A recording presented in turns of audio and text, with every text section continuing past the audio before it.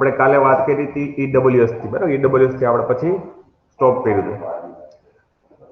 EWS નો related નો પ્રશ્ન છે એ એક્ઝામમાં પૂછાઈ ગયેલો છે, બરાબર?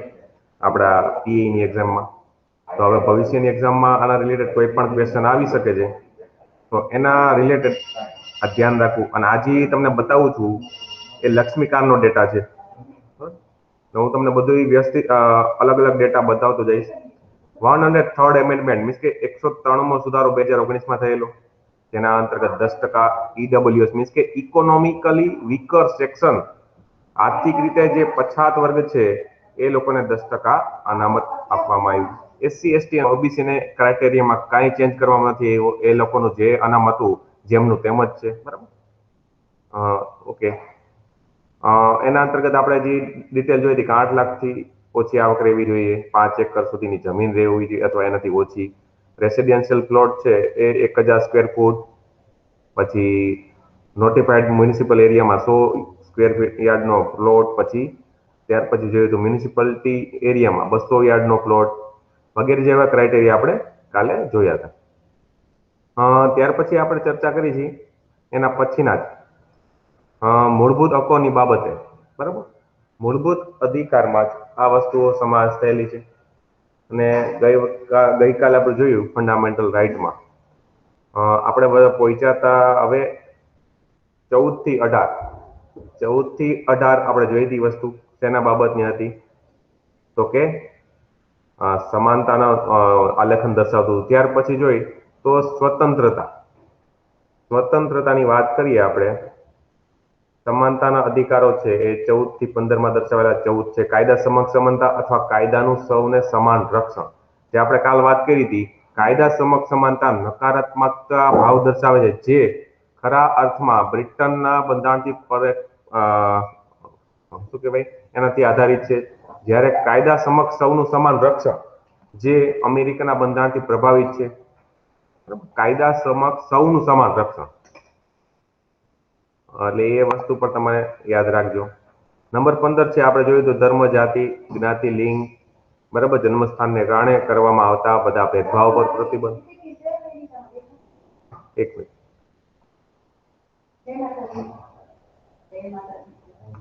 ત્યાર પછી આપણે વાત કરી હતી કલમ નંબર 16 અનુચ્છેદ નંબર 16 નોકરીની મીન્સ કે નોકરી કેવી, જાહેર નોકરીની બાબતમાં તકની સમાનતા. મીન્સ કે રાજ્ય હેઠળની નોકરી, રાજ્ય સરકાર હેઠળની કોઈ પણ પ્રકારની અવેલેબિલિટી હોય તો એ બાબતમાં તકની સમાનતા આપેલી છે. તેમ છતાં રિઝર્વેશન છે એને એક પ્રકારે બંધારણીય માન્યતા મળેલી હોવાથી અર્થમાં કલમના લીધે એનો એક પ્રશ્ન ઉભો થાય, પણ બંધારણમાં જેને સુધારા દ્વારા માન્યતા મળેલી હોવાથી આપણે એને એક પ્રકારે માન્યતા મળેલી છે. એટલે રાજ્ય હેઠળની નોકરી અથવા કોઈ હોદ્દા ઉપર નિમણૂક અંગેની બાબતમાં પણ તમામ નાગરિકોને તકની સમાનતા મળેલી છે. ઉદાહરણ તરીકે કોઈ નાગરિકને ફક્ત ધર્મ, જ્ઞાતિ, જાતિ, લિંગ, કુળ કે જન્મસ્થાન કે નિવાસ કે વગેરેના કારણે પણ નોકરીમાં પણ એની સાથે અપાત્રતા ગણાશે નહીં અથવા તો એની સાથે ભેદભાવ કરવામાં નહીં આવે. ઉદાહરણ તરીકે તમે ઘણા બધા ફોર્મ ભરેલા છે, ભલે એમાં રિઝર્વેશન નહીં છે, રિઝર્વેશન સહિત એના પછી કંઈ પણ એવા દર્શાવવામાં આવેલું હોય તો એ લોકોને આ બાબતમાં અસમાનતા દર્શાવવામાં આવશે નહીં અથવા અપાત્ર ઠરશે નહીં.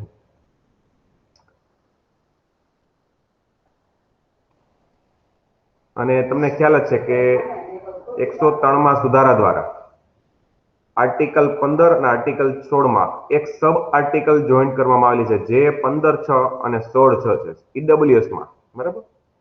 ઈડબ્લ્યુએસ નો આર્ટિકલ નંબર 17 છે, જેને આપણે કહીએ છીએ શું કહેવામાં આવે છે નંબર 17 ને? અનટચેબિલિટી, અસ્પૃશ્યતા નાબૂદી. અસ્પૃશ્યતા, જેને કહેવાય અબોલિશન ઓફ અનટચેબિલિટી, ઇંગ્લિશમાં એવું કહી શકીએ. એટલે અનુચ્છેદ નંબર 17 છે અનટચેબિલિટી કહે છે, પણ એમાં પણ 1976માં તો એક કાયદો છે untouchability offence act 1955. Untouchability act offence act 1950 has been compulsory amend, એટલે એમાં સુધારો કરવામાં આવ્યો એન્ડ રિનેમ, એટલે પછી આમાં પણ એને એનું નામ ચેન્જ કરવા, મીન્સ કે જે અનુચ્છેદ 17 અંતર્ગત એક કાયદો કામ કરે છે, ધ અનટચેબિલિટી અસ્પૃશ્યતા નાબૂદી અધિનિયમ 1955, હવે એનું નામ કરવામાં આવ્યું 1976 protection of civil rights, protection of civil rights act 1955, protection of civil right act 1955, બરાબર, આ એના અંતર્ગત ચેન્જીસ કરવામાં આવ્યા છે. પછી ઘણી બધી મહત્વની જોગવાઈઓ છે એના રિલેટેડ આપેલી કે supreme court held that the right under article 17 is available against private individual and it is the constitutional obligation of the state to take necessary action to ensure that this right is not violated. Means કે આ કાયદો છે, આ જે અનુચ્છેદ આપેલો છે એને કોઈ પણ પ્રકારે આનું વાયોલેશન થતું હોય, બરાબર, અને અવહેલના થતી હોય બંધારણ અંતર્ગત, તો રાજ્યની ફરજ રહેશે કે આવા પગલાઓ લઈને એને શું કરવામાં આવશે, રોકવામાં આવશે, બરાબર. તો આ યાદ રાખજો, આર્ટિકલ 17. ત્યાર પછીનો અનુચ્છેદ નંબર 18, જેને શું કહેવાય છે, કિતાબો કે ઇલકાબોની નાબૂદી, એને ઇંગ્લિશમાં આપણે કહીએ abolition of title, abolition of title article 18 મુજબ, બરાબર, આર્ટિકલ 18 મુજબ abolish the title and makes four provision, 4 પ્રકારના એમાં જોગવાઈ કરવામાં આવેલી છે, કઈ કઈ, બરાબર. ઉદાહરણ તરીકે મેં તમને ગઈકાલે કીધું હતું કે આના અંતર્ગત જ, બરાબર, હવે કોઈ પણ વ્યક્તિ છે પોતાની રીતે રાજા મહારાજા વગેરે વગેરે એવા કિતાબો ઇલકાબો લગાડી શકશે નહીં, પણ હા અમુક પ્રકારની આમાં શું કરવામાં આવેલું છે, અપવાદ હોય છે. ઉદાહરણ તરીકે સેનાના જાહેર પદો, ઉદાહરણ તરીકે આર્મી નેવી એરફોર્સના આપણે કર્નલ જનરલ કેપ્ટન વગેરે કહી છીએ, તો એ લોકોમાં એચીવ કરેલા કહેવાય, તો એને અપવાદ તરીકે. ત્યાર પછી ભારત રત્ન એવોર્ડ, પદ્મ એવોર્ડો આ વગેરેને ભારત સરકાર દ્વારા આપવામાં આવતા હોવાથી એને પણ અપવાદ તરીકે ઘોષિત કરેલા છે. તો એની પ્રોવિઝન જોયેલી શું શું છે. It prohibits the state from conferring any title. આ રાજ્ય શું કરવામાં આવે છે, અમુક પ્રકારના દરજ્જા આપવામાં છે એને શું કરે છે, પ્રતિબંધિત કરે છે, એક્સેપ્ટ મિલિટરી ઓર એકેડેમિક ડિસ્ટિંક્શન. એકેડેમિક ડિસ્ટિંક્શન એટલે તો ઉદાહરણ તરીકે તમે પીએચડી ની પદવી મળે છે તો તમે આગળ ડોક્ટર લગાડી શકો, તો ઈ અપવાદ છે. On a body whether a citizen or a foreigner, એટલે આ કાયદા મુજબ પેલી જોગવાઈ મુજબ એવું કે છે રાજ્ય છે આને પ્રોહિબિટ કરશે, પ્રતિબંધિત કરશે, ભારતનો નાગરિક હોય કે પછી વિદેશી નાગરિક હોય, પણ આમાં એક્સેપ્શન આપેલું છે મિલિટરી અને એકેડેમિક ડિસ્ટિંક્શન ને. બીજું શું કે છે, it prohibits a citizen of India from accepting any title from any foreign state. આનો મતલબ એ છે કે ભારત સરકાર છે ભારતના નાગરિકોને પ્રતિબંધિત કરે છે. શેના માટે? તો કે બીજા કોઈ પણ વિદેશી રાજ્યો પાસેથી કોઈ પણ પ્રકારના એવોર્ડ મળે છે તો એને પ્રતિબંધિત કરે છે. હા, વિદેશી રાજ્યો પાસેથી તમે ટાઇટલ લઈ શકશો તો પણ એના માટે એક પ્રોવિઝન છે, તમારે ભારત સરકારને જાણ કરવી પડે કે મને વિદેશની સરકાર છે આવા એવોર્ડથી સન્માનિત કરવા માંગે છે, તો ભારત સરકાર તમને પરમિશન આપે તો તમે એ એક્સેપ્ટ કરી શકો છો. A foreigner holding any office of profit or trust under the state cannot export except any title from any foreign state without the consent of the president. એટલે મેં તમને હમણાં જે વાત કરી એ જ આમાં ઇંગ્લિશમાં કહી દીધું કે તમારે કોઈ પણ પ્રકારનો office of profit or trust under the state cannot accept any title.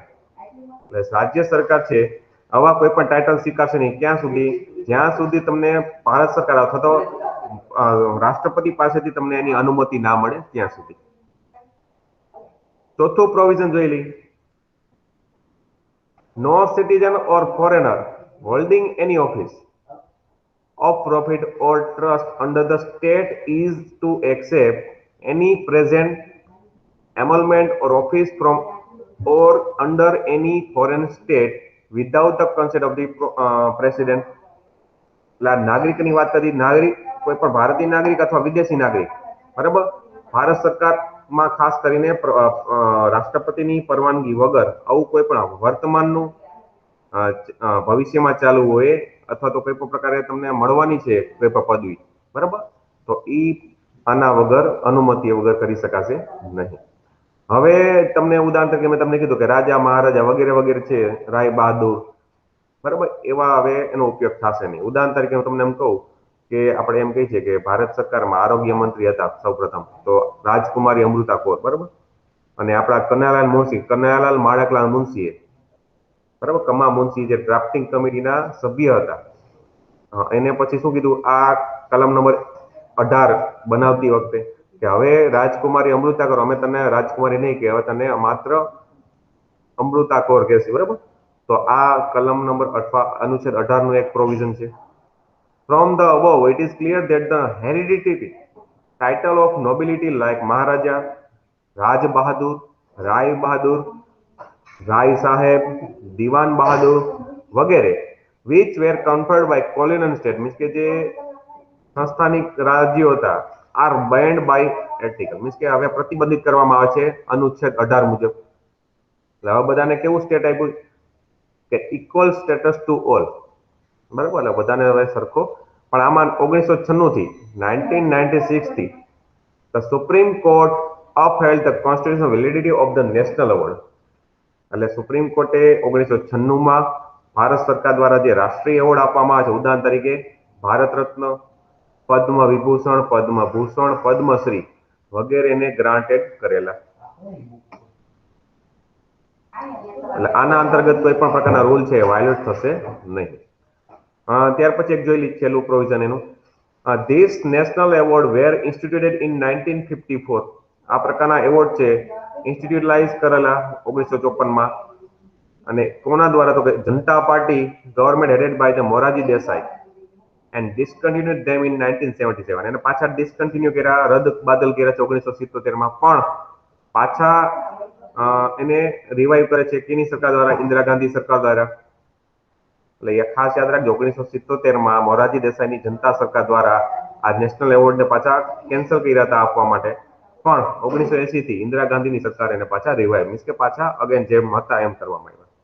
તો આ આર્ટિકલ નંબર 80. ઓકે, ચાલો ત્યાર પછી હવે આવે છે સ્વાતંત્રતાના અધિકાર 19 થી 22. અનુચ્છેદ નંબર 19 થી અનુચ્છેદ નંબર 22. ખાસ કરીને તમારે અનુચ્છેદ નંબર 19 કરવાનું, કારણ કે વાણી સ્વતંત્ર રિલેટેડ આમાં જોગવાઈ આપેલી છે. વાણી સ્વતંત્ર વગેરે સંબંધી હકોનું રક્ષણ કરવા બાબત આમાં લખેલું છે. સર્વ નાગરિકોને શું શું આપવાનું?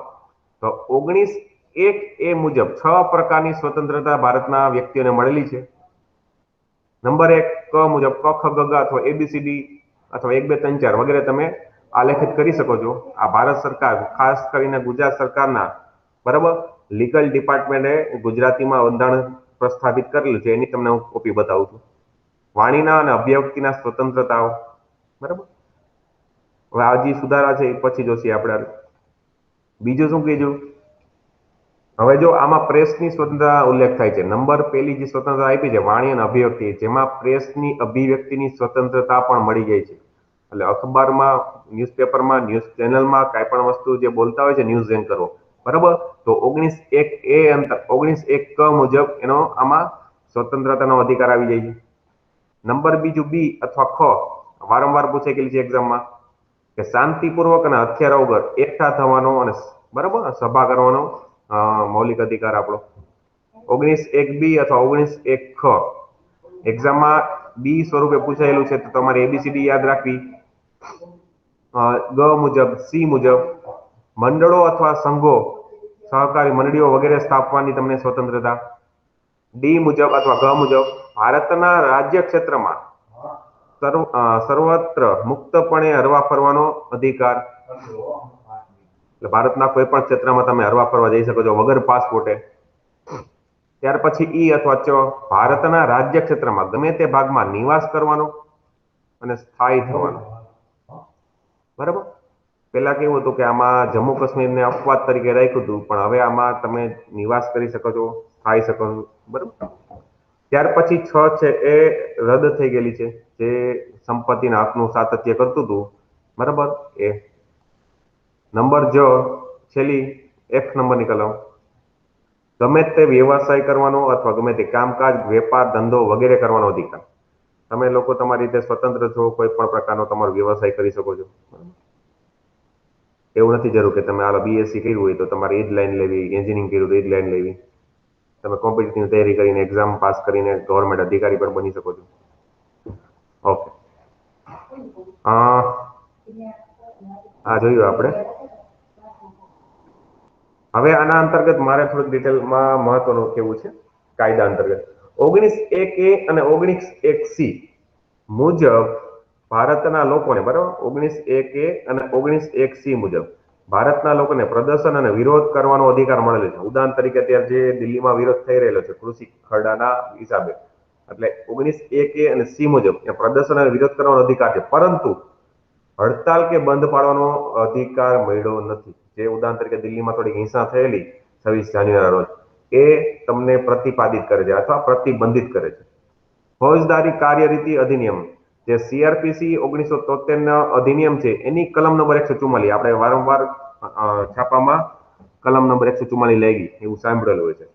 જેના અંતર્ગત વિશેષ પરિસ્થિતિઓમાં સંમેલનો, વાહન વ્યવહાર વગેરે ઉપર પોલીસ દ્વારા નિયંત્રણ લાદી શકાય છે. બરાબર, જે ખરાખમાં ડિસ્ટ્રિક્ટ મેજિસ્ટ્રેટ હોય છે એના અંતર્ગત આ કલમ લગાડવામાં આવે છે. અનુચ્છેદ 19માં 7 પ્રકારની સ્વતંત્રતાઓ હતી, પરંતુ 44માં બંધારણીય સુધારા મુજબ, કયો સુધારો ખાસ યાદ રાખજો, 44મો બંધારણીય સુધારો 1978 અંતર્ગત ફાઇનાન્સ સંબંધિત અધિકારને, બરાબર, એટલે 19(1)A(F), બરાબર, જે આપણે આમાં દર્શાવ્યો હતો ને 6 નંબરનો, એને રદ કરવામાં આવ્યો, જેથી હાલમાં 6 પ્રકારની સ્વતંત્રતાઓ છે. ખાસ યાદ રાખજો, હાલમાં 6 પ્રકારની સ્વતંત્રતાઓનો ઉલ્લેખ કરવામાં આવે છે. એટલે ભારતની અખંડિતતા અને સાર્વભૌમત્વ સુરક્ષામાં હરવા ફરવામાં રાજ્યો અને અનુચ્છેદ 352 હેઠળ લગાયેલી કટોકટી સમયે 19(1)A ની અથવા 19(1)ની સ્વતંત્રતા ઉપર કાપ મૂકવામાં આવે છે અથવા પ્રતિબંધિત કરવામાં આવે છે. અનુચ્છેદ 19(1)ની સ્વતંત્રતાઓ માત્ર ભારતીય નાગરિકોને જ મળેલી છે, વિદેશીઓને નહીં. ખાસ યાદ રાખજો, ભારતના નાગરિકોને મળે છે. અને આરટીઆઈ નો સ્ત્રોત પણ આ અનુચ્છેદ હેઠળ નિહાળી શકાય છે. આરટીઆઈ કરીને તમે માહિતી માંગવાનો તમને અધિકાર છે, બરાબર.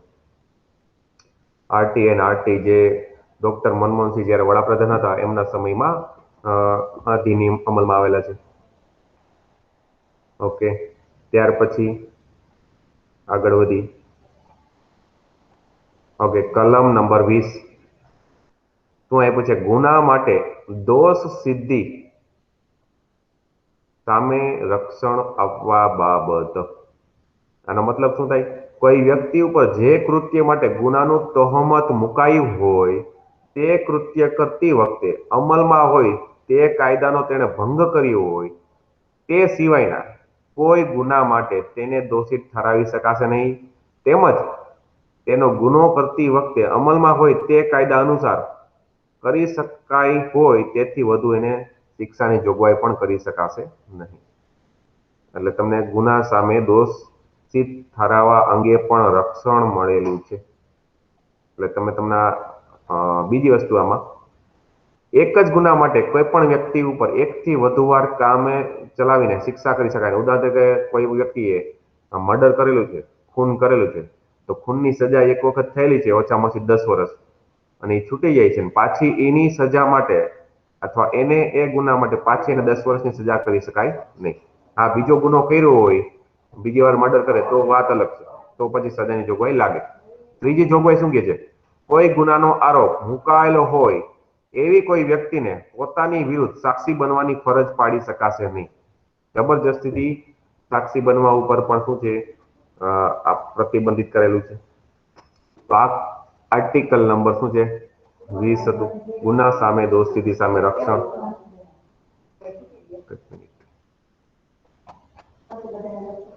ઓકે, તમને 19 અંતર્ગત 6 પ્રકારની સ્વતંત્રતા આપણે જોઈ લીધી, બરાબર.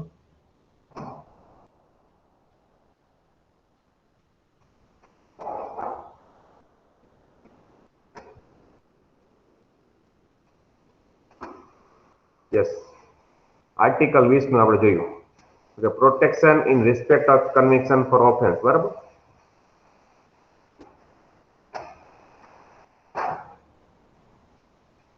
ઓકે, ત્યાર પછી 21 માં ડિટેલ કરાવાય છે. નંબર 21, અનુચ્છેદ 21, કાયદાથી સ્થાપિત કાર્યરીતિ અનુસાર હોય તે સિવાય કોઈ વ્યક્તિનું જીવન કે શરીર સ્વાતંત્ર્ય છીનવી શકાશે નહીં. કાયદા દ્વારા શું કીધું કે કાયદા દ્વારા સ્થાપિત પ્રક્રિયા સિવાય કોઈ પણ વ્યક્તિનું સ્વતંત્રતા, બરાબર, જીવનની કે શરીરની સ્વતંત્રતા તમે છીનવી શકાશે નહીં. ઉદાહરણ તરીકે તમે કદાચ હાલમાં જોયું હશે કે ટ્વિટર નામની એક એપ્લિકેશન છે, હાલમાં ચર્ચામાં છે.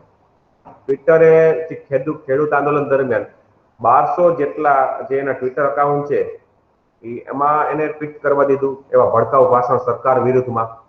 એને કઈ એક્શન ના લીધા. ગઈકાલે સંસદમાં આપણા આઈટી અને લો મિનિસ્ટર રવિશંકર પ્રસાદે આ કંપનીઓને ચેતવણી આપતા સુર પ્રગટ કરેલા કે ભારતની સંપ્રભુતા ઉપર કોઈ પણ પ્રકારે બાંધછોડ કરવામાં નહીં આવે. આવી બધી ઉદાહરણ તરીકે કંપનીઓ છે, વોટ્સઅપ છે, ફેસબુક છે, ટ્વિટર છે, લિંક્ડઇન વગેરે વગેરે સોશિયલ મીડિયા પ્લેટફોર્મ ઉપર વ્યક્તિની અભિવ્યક્તિની સ્વતંત્રતા છે, પણ એવી સ્વતંત્રતા પણ નથી કે જે ખરા અર્થમાં સરકારની સાર્વભૌમત્વ ઉપર સવાલ ઉભા કરે. બરાબર, તો એટલા માટે એને ટકોર કરવામાં આવી છે ટ્વિટરને. તો એમાં પણ કલમ નંબર 21ની ઉદાહરણ આપીને, બરાબર, કાયદા દ્વારા સ્થાપિત પ્રક્રિયા છે એના અનુસંધાને એવી કાર્યવાહી કરીને પણ એવા 1200 અકાઉન્ટને ડિલીટ પછી કરવામાં આવ્યા છે. બરાબર, એટલે એ વસ્તુ પણ ખાસ યાદ રાખજો. હવે આના અંતર્ગત તમને ખબર હોય તો અમુક કેસ આવી ગયા છે કે અનુચ્છેદ 21 મુજબ જે શું કહેવા માંગે છે. તો એક કેસ હતો 1950માં આવ્યો, જેને કહેવાય છે ગોપાલન કેસ. આ ગોપાલન કેસ છે, ગોપાલન કેસ અંતર્ગત સુપ્રીમ કોર્ટ પોતે જજમેન્ટ આપે છે. શું જજમેન્ટ આપે છે? તો કે સરકારની વહીવટી શાખાની મનસ્વી કાર્યવાહી વિરુદ્ધ રક્ષણ પ્રાપ્ત થાય છે. સરકારની વહીવટી શાખાની મનસ્વી એટલે મન ફાવે એમ કાર્યવાહી ના કરી શકે સરકાર, એની પર રક્ષણ આપ્યું. પરંતુ ધારાકી એટલે કાયદો બનાવવાની બાબતમાં, બરાબર, શક્તિઓ ઉપર પ્રતિબંધ સુપ્રીમ કોર્ટે મૂક્યો નથી, માત્ર વહીવટી બાબતો ઉપર. તો આ ગોપાલન કેસ આવી ગયો હતો 1950માં. ત્યાર પછી આના પછી હજી એક કેસ આવી ગયો 1978માં, મેનકા ગાંધીનો કેસ. મેનકા ગાંધી કેસ 1978માં. એણે શું કીધું? સુપ્રીમ કોર્ટે વળી પાછું ગોપાલન કેસનું ફેરવી દોડ્યું અને હવે શું કીધું કે સરકારની વહીવટી અને કાયદાકી બંને શાખાથી રક્ષણ મળે એમ છે. ઓલું તો પેલા શું કીધું હતું? વહીવટીમાં નહીં પણ કાયદાકીયમાં રક્ષણ મળશે. પણ જ્યારે આમાં બંનેમાં રક્ષણ આપેલું અને જેના મુજબ વ્યક્તિ સ્વતંત્રતા અને જીવન જીવવાનો હક છીનવતો કાયદો કોઈ પણ તાર્કિક, યોગ્ય અને વર્તમાન સમયને અનુરૂપ હોય તો એ બાબતમાં સરકાર દ્વારા યોગ્ય પગલાં લેવામાં આવશે. ત્યાર પછી એમાં શું કીધું કે વ્યક્તિગત સ્વતંત્રતાને ઘણા વિશાળ અર્થમાં દર્શાવવામાં આવેલી છે, જેમાં જીવન જીવવાના અધિકાર તમને ખ્યાલ હોય તો ઘણી રીતે બતાવવામાં આવેલા છે કે જીવન જીવવાના અધિકારમાં કેવા કેવા અધિકારનો સમાવેશ થયેલો છે. અનુચ્છેદ 21 મુજબ જીવન જીવવાના કેવા કેવા અધિકારનો સમાવેશ થયો કે right to live with human dignity. તો વ્યક્તિઓને માનવી ગરિમા સાથે જીવન જીવવાનો અધિકાર છે. બીજું શું કીધું? Right to decent environment including pollution free water and air protection against hazardous industries. એટલે વ્યક્તિઓને સ્વચ્છ પર્યાવરણ, બરાબર, સ્વચ્છ પાણી, બરાબર, અને ઇન્ડસ્ટ્રીમાં જે પ્રકારનો હઝાર્ડસ થાય છે, ઉદાહરણ તરીકે એમાં ધુવાળો, પોલ્યુશન થાય છે, પોલ્યુશન ફ્રી તમને જીવવાનો અધિકાર છે. નંબર 3 શું કહે છે? Right to livelihood. બરાબર, આજી રાઇટ ટુ લાઇવલીહુડ, બરાબર, વ્યવસ્થિત રીતે જીવન જીવવાનો અધિકાર. અને right to privacy, right to shelter, સરકાર દ્વારા જે શેલ્ટરનો આશ્રયનો અધિકાર. રાઇટ ટુ હેલ્થ, આરોગ્યનો અધિકાર છે, જેના અંતર્ગત તમને ખબર છે રાજ્ય સરકાર છે ઘણી બાબતે આરોગ્યની બાબતે ચિંતા કરતી હોય છે. ઉદાહરણ તરીકે આજે કોરોનાની રસીઓ આપેલી છે, હવે ફ્રીમાં પણ આપે છે. Right to free education up to 14 વર્ષ સુધી. Right to free legal aid, કાયદાકીય સલાહની બાબતમાં. Right against solitary confinement. પછી રાઇટ ટુ સ્પીડી ટ્રાયલ, ઝડપથી કાર્યવાહી અગેન્સ્ટ હેન્ડકફિંગ, બરાબર. આ વસ્તુ અમુક અમુક આપેલી છે. ઇનહ્યુમન ટ્રીટમેન્ટ, એટલે ઉદાહરણ તરીકે હું તમને બધી વસ્તુ ગુજરાતીમાં થોડું કહેતો જાઉં છું કે એકાંતવાસ સામે રક્ષણ અધિકાર, અમાનવી વ્યવહાર સામે રક્ષણ, ઝડપી સુનાવણીનો અધિકાર, પછી વિદેશી મુસાફરીનો અધિકાર મળેલો છે, તાત્કાલિક તબીબી સારવાર મેળવવાનો અધિકાર મળેલો છે, દેશ નિકાલ સામે અધિકાર મેળવેલો છે, પછી મહિલાઓ સાથે, બરાબર, મહિલાઓ સાથે સભ્ય અને ગરિમાપૂર્ણ વ્યવહાર, પછી જાહેરમાં ફાંસી, બરાબર, જાહેરમાં ફાંસી આપવા સામે પણ જો આમાં હું કીધું રાઇટ અગેન્સ્ટ પબ્લિક હેંગિંગ, જાહેરમાં ફાંસી સામે રક્ષણનો અધિકાર મળેલો છે, માહિતી મેળવવાનો અધિકાર મળેલો છે, બંધન કરતા મજૂરી સામે અધિકાર મળેલો છે, સામાજિક સલામતી અને પરિવારનું રક્ષણ મળેલું છે, પ્રતિષ્ઠાનો અધિકાર મળેલો છે, પછી રાષ્ટ્રધ્વજ ફરકાવવાનો અધિકાર મળેલો છે, અને ગોપનીયતા, કોઈ પણ ઇન્ફોર્મેશન છે એને ગોપનીયતામાં right to sleep, right to sleep એટલે તમે માની લો રાતના સમય સુતા હોય તો કોઈ ડીજે વગાડી ના શકે, બરાબર, એટલે વાતાવરણને શું કહેવાય દૂષિત જે કરે છે અવાજ દ્વારા, ઘોંઘાટ દ્વારા, બરાબર, એ રીતે પણ નહીં કરી શકાય. તો 35 પ્રકારની જોગવાઈ છે આર્ટિકલ 21 અંતર્ગત તમે જીવન જીવવાના અધિકારની સ્વતંત્રતા આપે છે, બરાબર. 35 નંબર.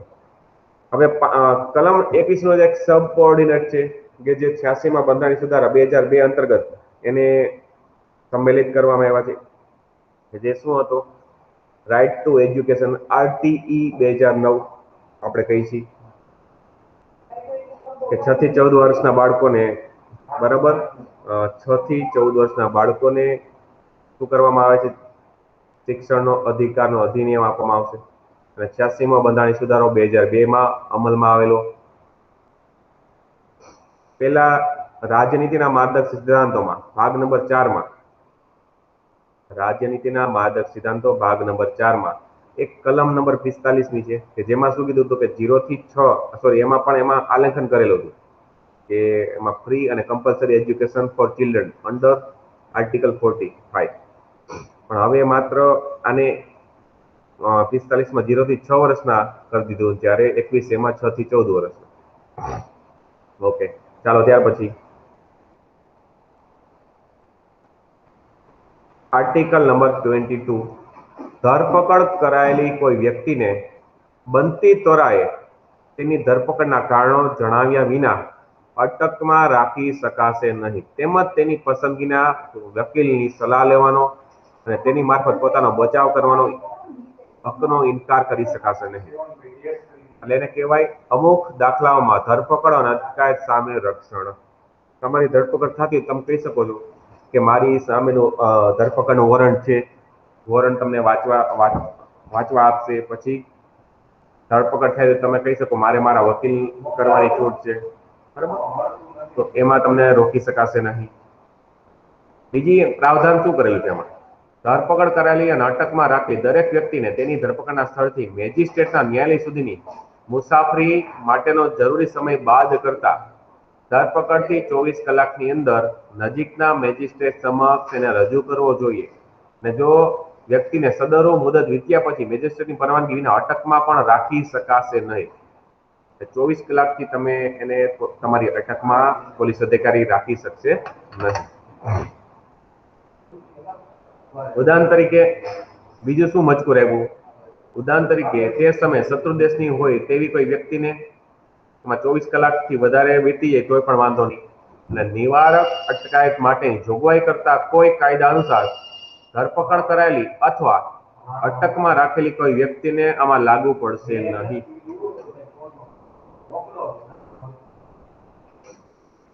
આના પછીની બીજી શું જોગવાઈ કે છે, આ કાયદા મુજબ કોઈ વ્યક્તિને 3 મહિના કરતા વધુ સુધીની અટકાયતમાં રાખી શકાશે નહીં, સિવાય કે મેક્સિમમ કેટલા, તો કે 3 મહિના સુધી. પણ કેવા કાયદા છે તો કે ઉચ્ચ ન્યાયાલય, હાઈકોર્ટના ન્યાયાધીશ તરીકે નિમવાને લાયક હોય અથવા લાયક થયેલ હોય તેવી વ્યક્તિઓના બનેલા સલાહકાર બોર્ડે સદરુ 3 મહિનાની મુદત પૂરી થતા પહેલા તેમાં જેવી અટકાયતનું પૂરતું કારણ છે એવું કોર્ટે રિપોર્ટ કરેલું હોય તો, બાકી નહીં.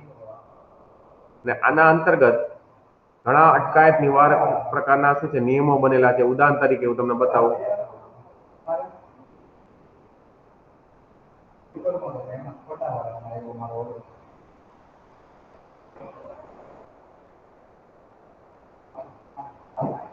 ઉદાહરણ તરીકે કોઈની ધરપકડ કરેલી હોય, the prevention detention law made by the parliament, જે સંસદ દ્વારા અમુક અમુક કાયદાનું નિર્માણ કરેલ છે, જેવા કે પ્રિવેન્શન ડિટેન્શન એક્ટ 1950, જે 1969 માં પૂરો થઈ ગયો. આના પછીનો બીજો કાયદો તો કે maintenance of internal security, MISA act એક્ઝામમાં પૂછાય છે, આનું ફૂલ ફોર્મ પૂછાય છે, 1971, કે જેમાં પાછો સુધારો કર્યો 1978 માં. પછી બીજા કાયદા જેવા કે કોફેપોસા આપણે કહીએ છીએ, દાણચોરીનો કાયદો 1974 માં, જેનો ફૂલ ફોર્મ છે conservation of foreign exchange and prevention of smuggling activities act 1974. ત્યાર પછી એવું કીધું નેશનલ સિક્યુરિટી એક્ટ નાસા અથવા NSA 1980, prevention of black marketing and maintenance of supplies of essential commodity act 1980. ત્યાર પછી TADA terrorist and disruptive activities act 1985, પાછો સુધારો 1995 માં કર્યો. હજી એક કાયદો છે prevention of illicit traffic in narcotics drug and psychotropic substance act 1988. ત્યાર પછીનો કાયદો છે POTA prevention of terrorism act 2002, જેમાં 2004 માં સુધારો કર્યો. ત્યાર પછી અનલોફુલ એક્ટિવિટીઝ પ્રિવેન્શન એક્ટ, જેને UAPA કહેવાય, 2019 માં ચર્ચામાં હતો. વગેરે જેવા કાયદા અંતર્ગત કોઈની ધરપકડ કરવામાં આવેલી હોય, બરાબર, આના સિવાયનું હોય તો તમારે 24 કલાકમાં નજીકના મેજિસ્ટ્રેટની સમક્ષ એને રજૂ કરી શકાય અને આગળની ઇન્સાફી કાર્યવાહીમાં એને મોકલવો પડે છે. તો આ અનુચ્છેદ નંબર કયો હતો? તો કે 22 નંબર.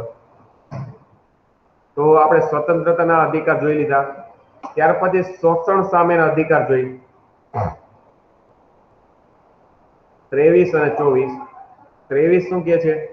તો કે મનુષ્ય વેપાર અને બળજબરીથી કરવામાં આવતી પ્રવૃત્તિ ઉપર પ્રતિબંધ લગાડવામાં આવે છે.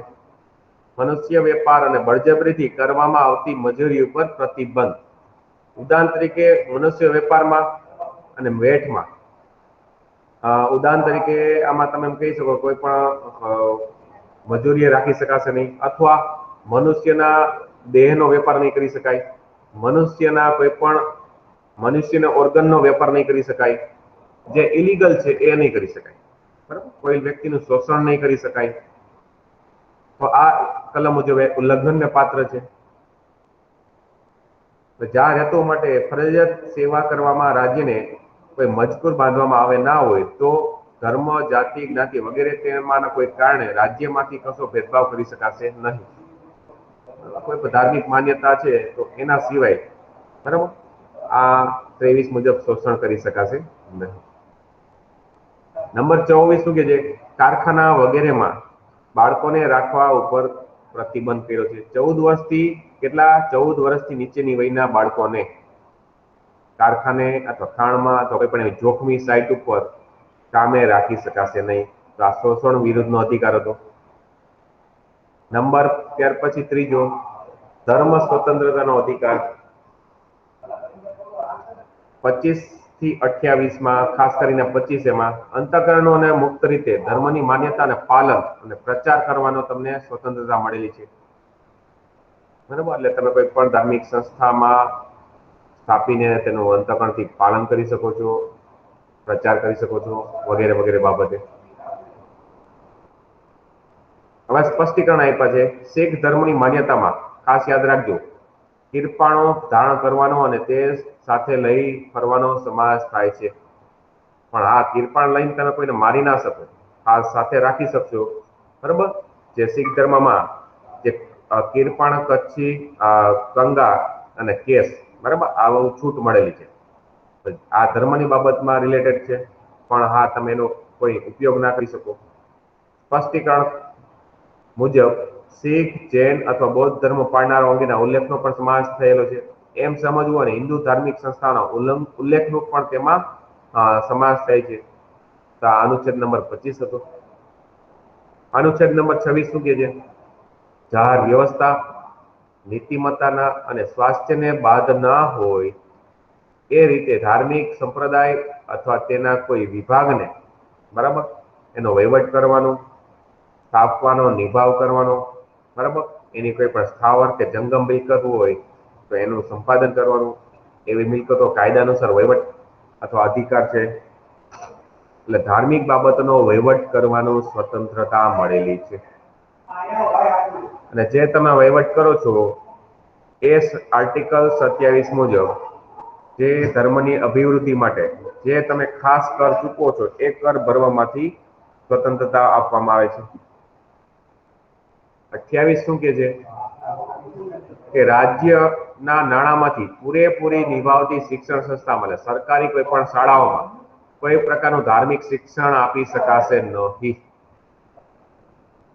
બરાબર, જે રાજ્ય જેનો વહીવટ કરતું હોય એવા કોઈ પણ ધાર્મિક શિક્ષણ આપવાનું ફરજિયાત બનાવતી કોઈ દેણકી કે ટ્રસ્ટ વગેરેમાં પણ લાગુ પડશે. બરાબર, ત્યાર પછી અને રાજ્ય માન્ય કરેલી અથવા રાજ્યના નાણાંમાંથી સહાય મેળવતી ગ્રાન્ટેડ સ્કૂલોમાં પણ આવી શિક્ષણ આપી શકાશે નહીં. અને આવું શિક્ષણ આપવું હોય સિવાય કે તે વ્યક્તિ અથવા તે વ્યક્તિ સગીર હોય તો તેના વાલીએ માટે પોતાની સંમતિ આપેલી હોય. તો આર્ટિકલ નંબર 28 હતું. ત્યાર પછીનો અધિકાર સાંસ્કૃતિક અને શૈક્ષણિક અધિકાર 29 અને 30. 29 શું કે છે? લઘુમતીઓના હિતોનું રક્ષણ, કે ભારતના કોઈ પણ ભાગમાં વસતા પોતાની ભાષા, લિપિ, સંસ્કાર વગેરે ધરાવતા હોય તો એનો રાજ્ય સરકાર એના હકનું સાતત્ય કરશે. ઉદાહરણ તરીકે ઘણા બધા એવા તહેવારો ઉજવાય જાય છે, કલા મહોત્સવ છે, પછી નાગાલેન્ડમાં ઓલો હોર્નબિલ ફેસ્ટિવલ ઉજવાય છે, વગેરે વગેરે જેવા રાજ્ય સરકાર દ્વારા કરવામાં આવતા હોય તો આ લોકોની લઘુમતીઓ હિતોનું રક્ષણ. અને આ લઘુમતીઓ કોઈ પણ પ્રકારની સંસ્થાઓ સ્થાપેલી હોય, બરાબર, તો એના ધર્મ કે ભાષા આધારિત હોય તો એના કોઈ પણ શિક્ષણ સંસ્થા હોય તો એનો વહીવટ કરવાનું પણ એને સ્વાતંત્ર્ય મળેલું છે આર્ટિકલ 30 મુજબ.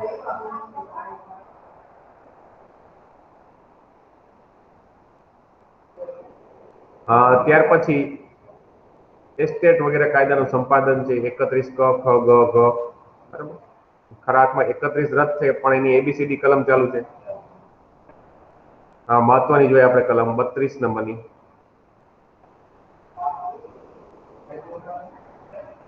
છેલ્લા નંબરનો અધિકાર 6. બંધારણી ઇલાજોનો અધિકાર. બંધારણી ઇલાજોનો અધિકાર જેને આપણે રીટ કહી છીએ, બંધારણી રીટ. બંધારણમાં મૂળભૂત અધિકાર અંતર્ગત કોઈ પણ વ્યક્તિનું મૂળભૂત અધિકારનું હનન થતું હોય તો કોઈ પણ વ્યક્તિ દ્વારા સુપ્રીમ કોર્ટ કે હાઈકોર્ટમાં તમે રીટ જાહેર કરી શકાય છે. રીટ દ્વારા સુપ્રીમ કોર્ટ કે હાઈકોર્ટ આદેશ કરે છે. તો આ અનુચ્છેદ 32 છે, બાબા સાહેબ આંબેડકર ઘણો મહત્વનો કીધેલું કે જે મૂળભૂત અધિકાર અંતર્ગત આવે છે અને ભારતીય બંધારણનો આત્મા અથવા હૃદય છે એવું પણ એને બાબા સાહેબ આંબેડકરે કીધેલું. તો પેલા જોઈ લે કે રીટ એટલે શું. તો કે રીટ એટલે ન્યાયાલય દ્વારા કાનૂની કે ન્યાયિક આજ્ઞા અથવા હુકમ કે તે મેળવવા માટે નાગરિક દ્વારા કરવામાં આવતી અરજી છે. ભારતના બંધારણમાં સુપ્રીમ કોર્ટ કે હાઈકોર્ટ દ્વારા 5 પ્રકારની રીટ બહાર પાડવામાં આવતી હોય છે. તો આ રીટ જોઈ લઈએ આપણે વન બાય વન. પેલી છે બંદી પ્રત્યક્ષીકરણ, જેને આપણે હેબિયસ કોર્પસ કહી છે, જેને સામાન્ય ભાષામાં વૈયક્તિક સ્વતંત્રતા, લેટિન ભાષામાં એને શું કહેવું? ટુ હેવ એ બોડી, શરીરને હાજર કરો. જ્યારે કોઈ વ્યક્તિને અન્ય કોઈ વ્યક્તિ કે અધિકારી દ્વારા, ઉદાહરણ તરીકે પોલીસ દ્વારા ગેરકાયદેસર રીતે કેદમાં રાખવામાં આવ્યા હોય તો એના વિરુદ્ધ એના વકીલ અથવા એના કોઈ સગાવાલા મારફતે અધિકારી વિરુદ્ધ ન્યાયાલયમાં હેબિયસ કોર્પસની રીટ જાહેર કરવામાં આવે છે. અને ન્યાયાલયને આદેશ કરે છે કે કેદમાં રાખેલ કોઈ વ્યક્તિને ન્યાયાલય સમક્ષ હાજર કરો. એટલે હું કીધું ટુ હેવ એ બોડી. ઉદાહરણ તરીકે 2015માં પાટીદાર અનામત આંદોલન થયેલું, એમાં હાર્દિક પટેલે પોલીસ દ્વારા કેદ કરવામાં આવેલા હતા.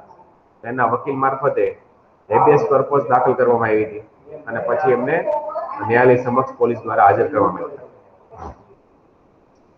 નંબર બીજી, પરમાદેશ અથવા મેન્ડેમસ અથવા એને અધિકારિક હુકમ કહેવાય છે. એનો મતલબ થાય છે અમે આદેશ આપીએ છીએ, વી કમાન્ડ. એનો ઉલ્લેખ જોઈ લઈએ. જ્યારે સાર્વજનિક નિગમ, અધિકારી કે અન્ય ન્યાયાલય પોતાની કાયદાકીય અને બંધારણીય જવાબદારીઓનું પાલન કરતા નથી ત્યારે સુપ્રીમ કોર્ટ કે હાઈકોર્ટ મારફતે તેમના વિરુદ્ધ પરમ આદેશ રીટ જાહેર કરી શકાય છે. ત્રીજા નંબરની રીટ પ્રતિષેધ, પ્રોહિબિશન કે પ્રતિબંધિત હુકમ કહી શકાય છે. આ કોની વિરુદ્ધ દાખલ કરી શકાય? તો કે ન્યાયિક કે અર્ધ ન્યાયિક સંસ્થાઓની વિરુદ્ધમાં. તેનો મતલબ શું કરી શકાય? અટકાવવું. નિર્ણય લેતા એને અટકાવવું. શું કીધું? તાબા હેઠળની નીચલી અદાલતો પોતાના ન્યાયિક ક્ષેત્રની બહાર જઈ કોઈ કેસની સુનાવણી કરે છે ત્યારે તેમને અટકાવવા સુપ્રીમ કોર્ટ કે હાઈકોર્ટ મારફતે આ રીટ દાખલ કરવામાં આવે છે. અને આ રીટ ક્યારે દાખલ કરી શકાય છે? જ્યારે કોઈ પણ પ્રકારની ન્યાયિક પ્રક્રિયા ચાલુ હોય એવા સમયે.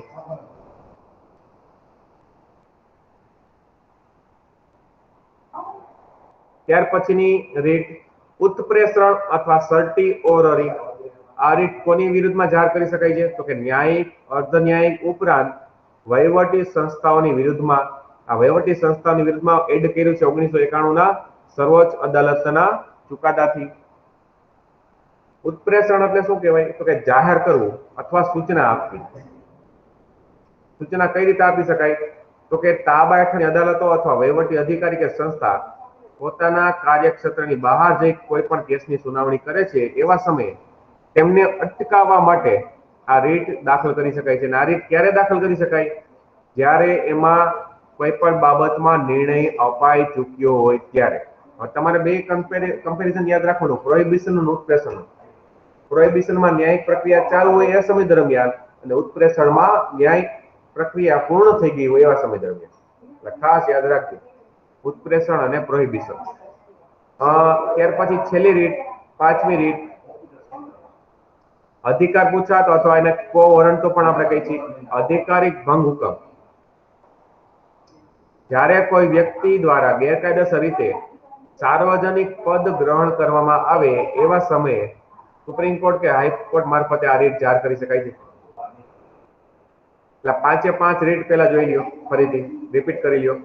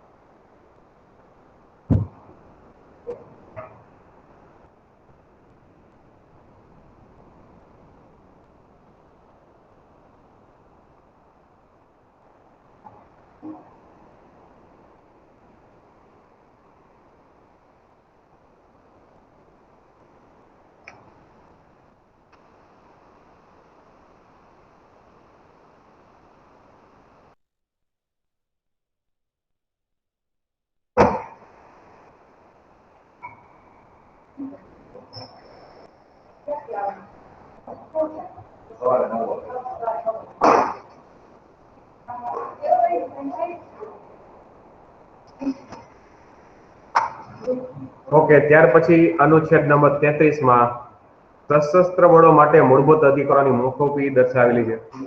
હવે એના અંતર્ગત શું કહે છે તો કે સશસ્ત્ર દળો આર્મીની ટૂંકમાં કોઈ પણ બીએસએફ છે, બરાબર, અમુક બટાલિયન ફોર્સ છે, પેરામિલિટરી ફોર્સ, અર્ધ સૈનિક દળો જાહેર વ્યવસ્થાની કામગીરી સંભાળે, પોલીસ દળો, ગુપ્ત જાસૂસી સંસ્થાઓ, રો છે, આઈબી છે, અને તેમના સંગઠન માટે કોમ્યુનિકેશન માટે સ્થાપાયેલી ટેલિકોમ્યુનિકેશન પદ્ધતિમાં રહેલા કોઈ પણ વ્યક્તિઓ માં તેમની ફરજો યોગ્ય રીતે પલાય કે એની પાડવામાં આવે છે અને તેની અંદર શિસ્ત જળવાય એ માટે મૂળભૂત અધિકારોને નિયંત્રિત કરવા માટે સંસદ દ્વારા કાયદો ઘડી શકાય છે. અને આ સત્તા માત્ર સંસદને છે, રાજ્ય વિધાન મંડળને નથી. ત્યાર પછી અનુચ્છેદ 34 શું કે છે? માર્શલ લો સમયે મૂળભૂત અધિકારોની મોકૂફી. જ્યારે અમુક દેશના કોઈ પણ વિસ્તાર પૂરતા કોઈ પણ એવા સમયે માર્શલ લો લાગુ કર્યો હોય, અથવા ઉદાહરણ મેં તમને ગઈકાલે કીધું હતું, મણિપુર, નાગાલેન્ડ કે આસામ વગેરે જેવા ક્ષેત્રોમાં એવા સમય આફસ્પા નામનો કાયદો લાગુ હોય, armed forces special power act જેને આપણે કહીએ છીએ, તેવા કોઈ પણ સમયે કોઈ વિસ્તારમાં લશ્કરી કાયદો અમલમાં હોય તે દરમિયાન આ ભાગથી અપાયેલા મૂળભૂત અધિકારો પર નિયંત્રણ લાદી શકાય છે. અને એમાં પણ સંસદને સત્તા આપેલી છે, રાજ્ય વિધાન મંડળને નહીં. ત્યાર પછી અનુચ્છેદ 35 શું કહે છે? કેટલાક મૂળભૂત અધિકારોને કાયદાથી અમલમાં લાવવાની સંસદની સત્તા. આનો મતલબ શું થાય? કે કાયદો બનાવવાની સત્તા માત્ર ને માત્ર સંસદ પાસે રહેશે, વિધાન મંડળ પાસે નહીં. ત્યાર પછી ઉદાહરણ તરીકે અનુચ્છેદ નંબર 16, અનુચ્છેદ 32, અનુચ્છેદ 33 અને અનુચ્છેદ 33 ની જોગવાઈઓ અસરકારક બનાવવા માટે સંસદ કાયદો ઘડી શકે છે. અને અનુચ્છેદ 17 અને 23 ની જોગવાઈઓને અંતર્ગત શિક્ષાત્મક કાયદો પણ બનાવવામાં આવેલા છે. મહત્વના પોઈન્ટ: ભારતના બંધારણનો અનુચ્છેદ 32 બંધારણ ઇલાજોનો અધિકાર દર્શાવે છે. વ્યક્તિગત સ્વતંત્રતા રક્ષણ સામે ન્યાયાલય દ્વારા હેબિયસ કોર્પસ જારી કરી શકાય છે. પછી કો વોરંટ ઓફ રીટ ગેરકાયદેસર સરકારી હોદ્દાને પચાવી પાડવા માટે આપેલી છે. સંપત્તિનો અધિકાર હવેથી કાયદાકીય અધિકાર, અને અનુચ્છેદ નંબર 300 ભાગ નંબર 12 માં અનુચ્છેદ 300 એમાં સમાવી દીધો છે. પછી મત આપવાનો અધિકાર નાગરિકનો અધિકારનો પ્રકાર જ આપવામાં આવે છે, મૂળભૂત અધિકાર જ છે. પછી ભાગ અનુચ્છેદ નંબર 19(1) જી માં કોઈ ભારતના કોઈ પણ વ્યક્તિને કોઈ પણ વ્યવસાય કરવાની છૂટ છે. અને બાબા સાહેબ આંબેડકર દ્વારા અનુચ્છેદ 32 ને બંધારણનો આત્મા તથા હૃદય એવું ટિપ્પણી કરવામાં આવેલી છે. જે જમ્મુ કાશ્મીર રાજ્યમાં હાલ હવે ભારત સરકારના તમામ કાયદાઓ લાગુ પડશે. રાઇટ ટુ એજ્યુકેશન 2009 નો કાયદો 1 એપ્રિલ 2010 થી અમલમાં આવેલો ડોક્ટર મનમોહનસિંહના સમયમાં. અને એના સમયમાં જ માહિતીનો અધિકાર અધિનિયમ રાઇટ ટુ ઇન્ફોર્મેશન 2005 જે 12 ઓક્ટોબર 2005 થી અમલમાં આવેલો છે, એ પણ યાદ રાખજો.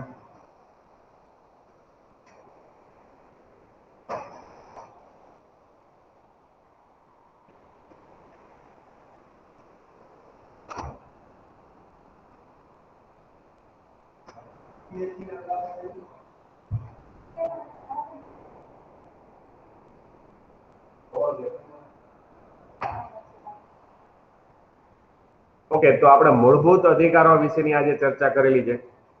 બંધારણની રીત તમે જોઈ લી. રીત ખાસ યાદ રાખજો, બંધારણમાં રીતનું ઘણું મહત્વ છે.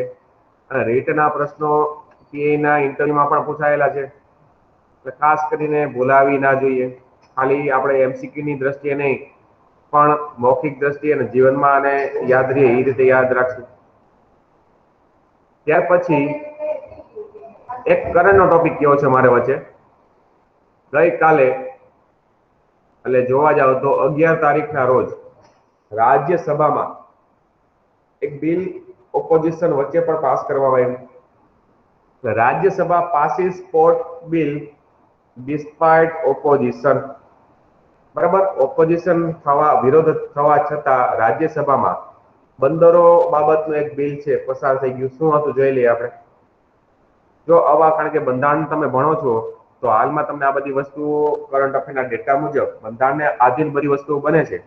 તો આ વસ્તુ ખબર હોવી જોઈએ. જીપીએસસી માં પૂછાવાની શક્યતાઓમાં ઘણી વધી જતી હોય છે.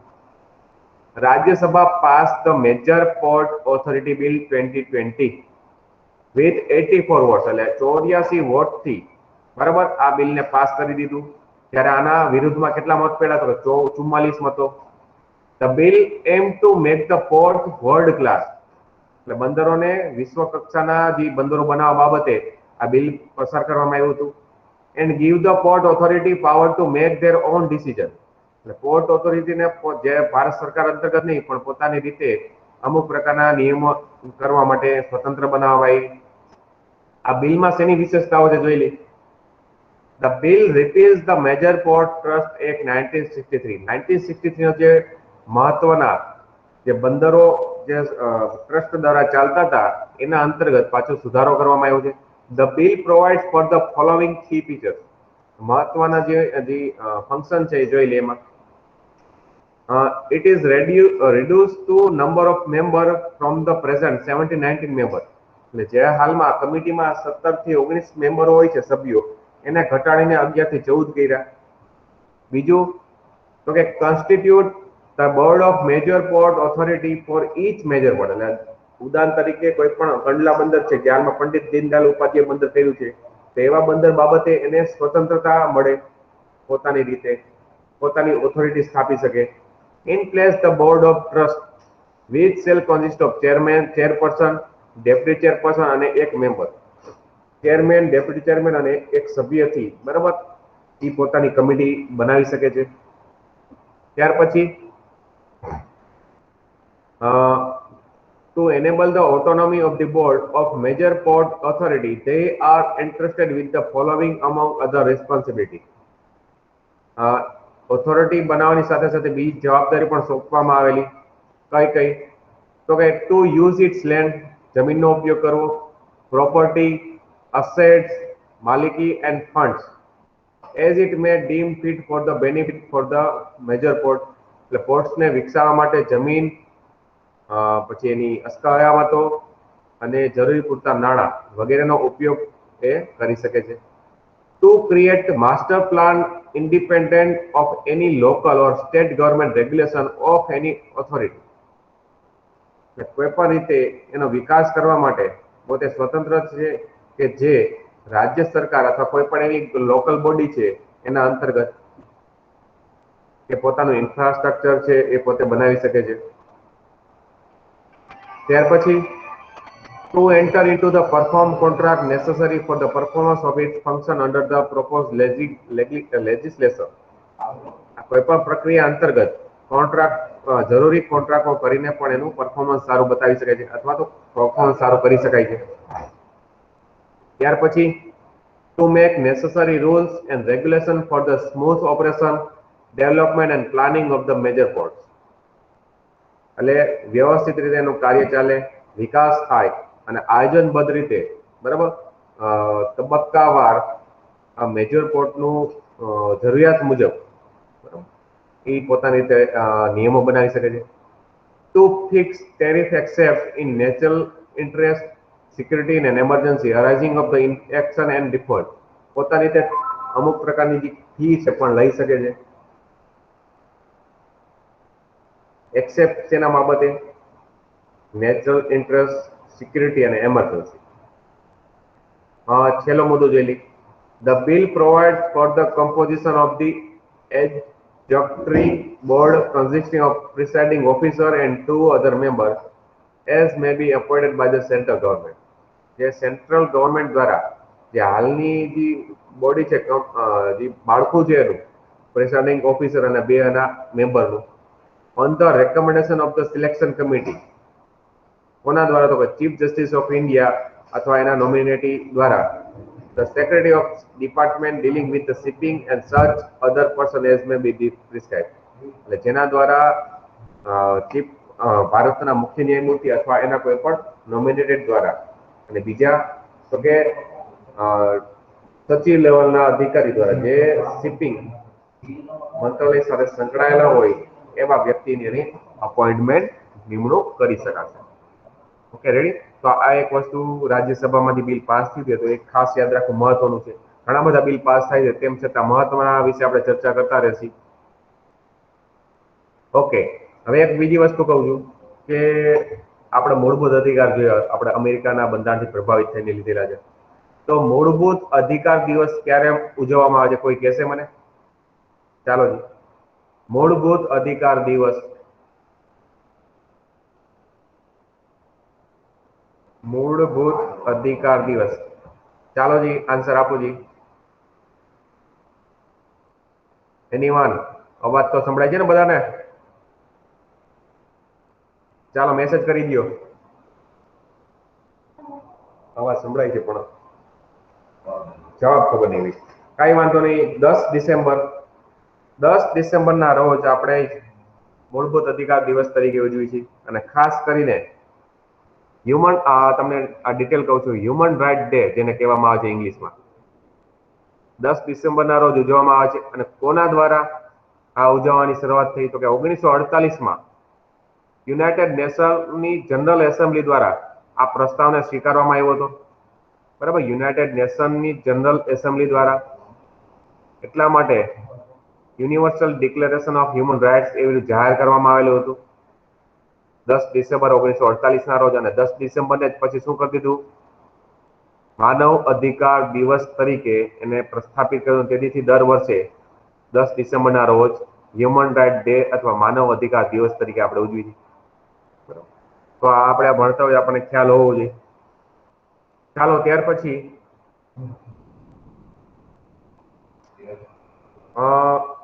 ભાગ નંબર 4, ડીપીએસપી, રાજ્ય નીતિના માર્ગદર્શક સિદ્ધાંતો.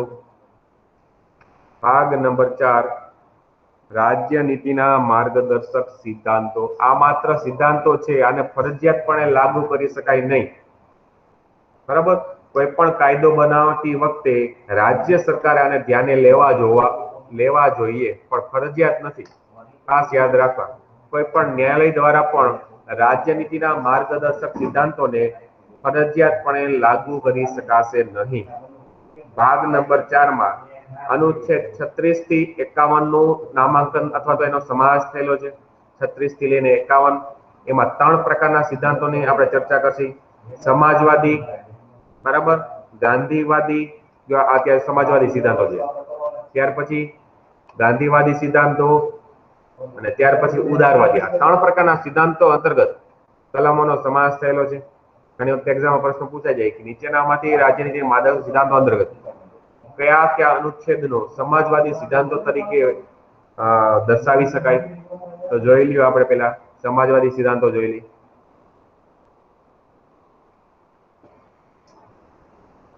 પેલા 36 નંબર છે એ ખાલી શું છે, રાજ્યની વ્યાખ્યા આપેલી છે કે જે મોટા ભાગે અનુચ્છેદ 12 ને સમકક્ષ જોઈ શકી છે. અનુચ્છેદ 37માં જે આમાં દર્શાવ્યું નથી, હું તમને કહી દઉં છું. અનુચ્છેદ 37માં શું કીધેલું છે? આ ભાગમાં જણાવેલ સિદ્ધાંતો કોર્ટ દ્વારા લાગુ કરાવી શકાય નહીં, પરંતુ દેશના શાસનમાં આ સિદ્ધાંતો મૂળભૂત હોવાથી, બરાબર, દેશનું શાસન ચલાવવામાં મદદરૂપ છે. અને ગઈ એસટીઆઈની એક્ઝામમાં પ્રશ્ન પૂછાઈ ગયેલો છે કે દેશના શાસનમાં પાયારૂપ કોઈ પણ સિદ્ધાંતો હોય તો નીચેનામાંથી ક્યાં છે? તો કે એ સિદ્ધાંતો અનુચ્છેદ 37 મુજબ રાજ્યનીતિના માર્ગદર્શક સિદ્ધાંતો છે. ઓકે, ચાલો ત્યાર પછી હવે અનુચ્છેદ 38 જોઈ કે લોકોના કલ્યાણની વૃદ્ધિ માટે સમાજ વ્યવસ્થા કરશે. લોકોના કલ્યાણની અભિવૃદ્ધિ થાય એવા કોઈ પણ, અને જેના અંતર્ગત રાજ્ય લોકો વચ્ચેની આવકની અસમાનતા દૂર કરવાનો પ્રયત્ન પણ કરશે. ઉદાહરણ તરીકે દરજ્જો, સુવિધા અને તકો વગેરેની અસમાનતા ના થાય તેવા રાજ્ય સરકાર પ્રયાસો કરશે. બીજું, તો રાજ્ય સરકાર શું કરશે? વિવિધ વિસ્તારમાં રહેતા અથવા અલગ અલગ વ્યવસાયમાં જોડાયેલી વ્યક્તિઓના સમૂહ વચ્ચેની પણ અસમાનતા છે એ દૂર થાય એવા પણ અનુચ્છેદ 38 મુજબ રાજ્ય સરકાર પ્રયાસ કરશે. અનુચ્છેદ 39 શું કે છે? રાજ્ય અનુસરવાના નીતિના અમુક સિદ્ધાંતો. આમાંથી ગઈ ડીવાયસી એક્ઝામમાં સબ કલમ પૂછાયેલી છે, હમણાં હું બતાવું છું.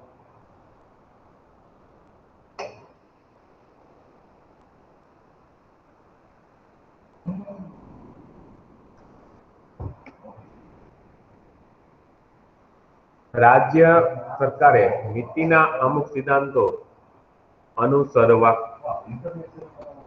જોયેલી? ચાલો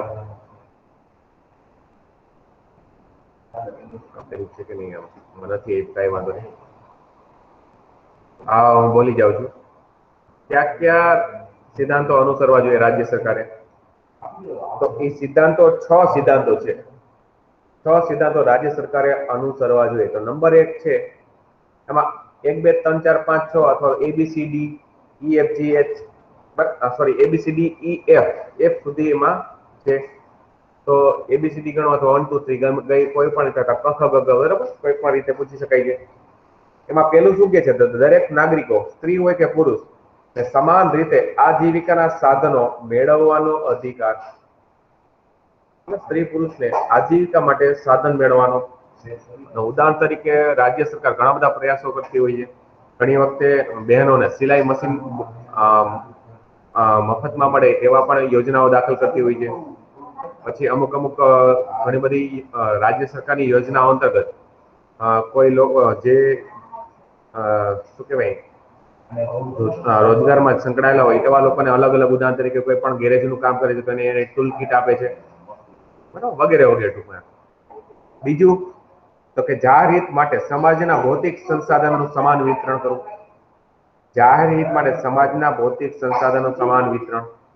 ઉદાહરણ તરીકે સામાન્ય ઉદાહરણ આપું છું કે કોઈ પણ ગાર્ડન સ્થાપેલું હોય રાજ્ય સરકારે, બરાબર, તો એ બધા માટે બધા ઉપયોગ કરી શકે, તો એનું એક ઉદાહરણ છે. ત્રીજું, સંપત્તિ અને ઉત્પાદનના સાધનોનું કેન્દ્રીકરણ થતું રોકવું. તેનું તો કે સંપત્તિ અને ઉત્પાદનના સાધનોનું કેન્દ્રીકરણ થતું રોકવું, જેના હિસાબે સ્થાનિક લોકોને પણ એનો લાભ મળે એટલા માટે. ત્રીજું, પુરુષો અને મહિલાઓને સમાન કામ માટે સમાન વેતન. આ પ્રશ્ન પૂછાઈ ગયો હતો DYSની એક્ઝામમાં. પુરુષો અને સ્ત્રીઓને સમાન કામ માટે સમાન વેતન નીચેનામાંથી કઈ કલમમાં કીધેલું છે? તો કે 39D અથવા 39(4) માં. નંબર 13 પછી 5, પુરુષો અને સ્ત્રીઓ કામદારો તથા કુમળી વયના બાળકોના આરોગ્ય અને શક્તિનો દુરુપયોગ કરવો નહીં. એટલે ઉદાહરણ તરીકે રાજ્ય સરકારમાં કોઈને નોકરી રાખેલા હોય તો એને ઓવર ટાઈમ કરીને એનું શોષણ પણ નહીં, અથવા ઓવર ટાઈમ કરવો હોય તો એને વધારાનું એક્સ્ટ્રા ઇન્કમ આપી શકાશે, બરાબર. અથવા કુમળી વયના બાળકોને કોઈ કામે રાખીને એનું શોષણ કરી શકાશે નહીં, બરાબર. ઉદાહરણ તરીકે એટલા માટે જ કોઈ પણ સ્ત્રી પુરુષ કામદાર હોય તો મોટા ભાગે સ્ત્રીઓને નાઇટ ડ્યુટી આપવી નહીં એવા પણ એમાં જોગવાઈ કરેલી છે, બને ત્યાં સુધી ઓછું આપવી. ત્યાર પછી 6ઠ્ઠી જોગવાઈ શું છે? બાળકોને તંદુરસ્ત, સ્વતંત્ર અને ગૌરવયુક્ત રીતે વિકાસ થાય અને સગવડ આપવામાં આવે. ઉદાહરણ તરીકે હું તમને એમ કહું કે આ આર્ટિકલના લીધે ખરાબમાં કહેવા જાય તો ભારતભરમાં, ખાસ કરીને ગુજરાતમાં જોઈએ તો મિડ ડે મીલ પ્રોગ્રામ ચાલુ છે કે કોઈ પણ એવા વ્યક્તિ બાળકો છે જેમના માતા પિતા દ્વારા એક તકનું ભોજન કરવામાં અસમર્થ હોય તો બપોરના ભોજનમાં મધ્યાહન ભોજન યોજના સરકારે ચાલુ કરી છે. ખાસ કરીને હું તમને કહું કે કેરળ સરકાર છે, ભારત સરકાર છે, એમાં ઘણા બધા, અને આપણે ગુજરાતમાં માધવસિંહ સોલંકીની સરકારે આ યોજના ચાલુ કરી હતી અને આજ સુધી અમલમાં છે કે પોતાને બાળકોને પૂરતું પોષણ મળે એવા કાર્ય થાય, બરાબર. એટલા માટે અનુચ્છેદ 39A, આ અનુચ્છેદ 39 ની બધી જોગવાઈ જોજો અને ખાસ કરીને એની સબ પોર્શન યાદ રાખો. 39A મુજબ સમાન ન્યાય અને મફત કાનૂની સલાહ. વ્યક્તિને સમાન ન્યાય મળે અને મફત કાનૂની સલાહ મળે એવા પણ રાજ્ય સરકાર પ્રયત્ન કરશે. નંબર 41, કામ, શિક્ષણ, અમુક પ્રસંગે જાહેર સહાય મેળવવાનો અધિકાર, રાઇટ ટુ વર્ક. નંબર 41, કે કોઈ પણ લોકોને બેરોજગારી, વૃદ્ધાવસ્થા, બીમારી, નિઃશક્તતા અને અન્ય કોઈ અભાવની પરિસ્થિતિમાં કામનો અધિકાર છે એ મળી રહે, શિક્ષણનો અધિકાર મળી રહે, જાહેર સહાય મળી રહે એટલા માટે રાજ્ય સરકાર છે એ પ્રયાસો કરશે. નંબર 42, કામ અંગેની ન્યાયી અને મનોવાચિક પરિસ્થિતિ અને પ્રસૂતિ બાબતની સહાયતા. જો આમાં શું કીધેલું છે 42માં કે રાજ્યની કામની ન્યાયસંગત અને મનોવાચિક પરિસ્થિતિથી કોઈ પણ વંચિત ના રહી જાય, અને બીજું કોઈ પણ સગર્ભા સ્ત્રીને પ્રસૂતિ બાબતની સહાયતા મળી રહે એવા રાજ્ય સરકાર એટલા માટે આરોગ્ય કેન્દ્રો ચાલુ કરેલા છે. અને એક યોજના પણ આના અંતર્ગત ચાલુ છે, ખિલખિલાટ યોજનાઓ છે, પછી એમ્બ્યુલન્સ છે એ બાબતે, અને હજી એક છે પ્રધાનમંત્રી માતૃ વય વંદના યોજના, જેના અંતર્ગત જે સગર્ભા મહિલાઓને પણ 6,000 રૂપિયા સરકાર તરફથી આપવામાં આવે છે. તો અનુચ્છેદ 42 અંતર્ગત સરકાર છે આવા પ્રયાસો કરશે. અનુચ્છેદ 43 કામદારો માટે નિર્વાહ અને વેતન વગેરે.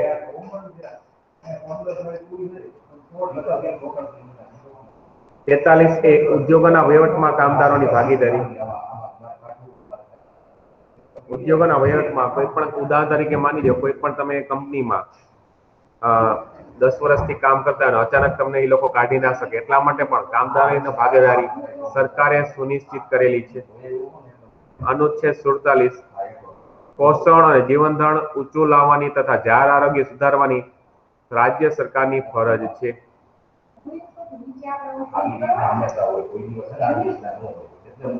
એટલા માટે રાજ્ય સ્વાસ્થ્ય માટે હાનિકારક એવા માદક પીણા અને દ્રવ્યના ઉપયોગ ઉપર પ્રતિબંધ લગાડે છે.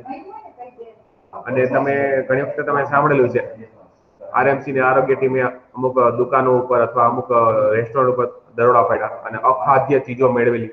શેના માટે? કારણ કે આમ જનતાનું આરોગ્ય છે સારી રીતે સચવાય અને જીવન ધોરણ ઊંચા આવે, એટલા માટે પણ આ બધી પ્રવૃત્તિઓ કરવી જરૂરી છે. તો એકવાર જોઈ લ્યો સમાજવાદી સિદ્ધાંતો ક્યાં ક્યાં છે. ફટાફટ એકવાર રિકેપ કરી લ્યો સમાજવાદી સિદ્ધાંતો.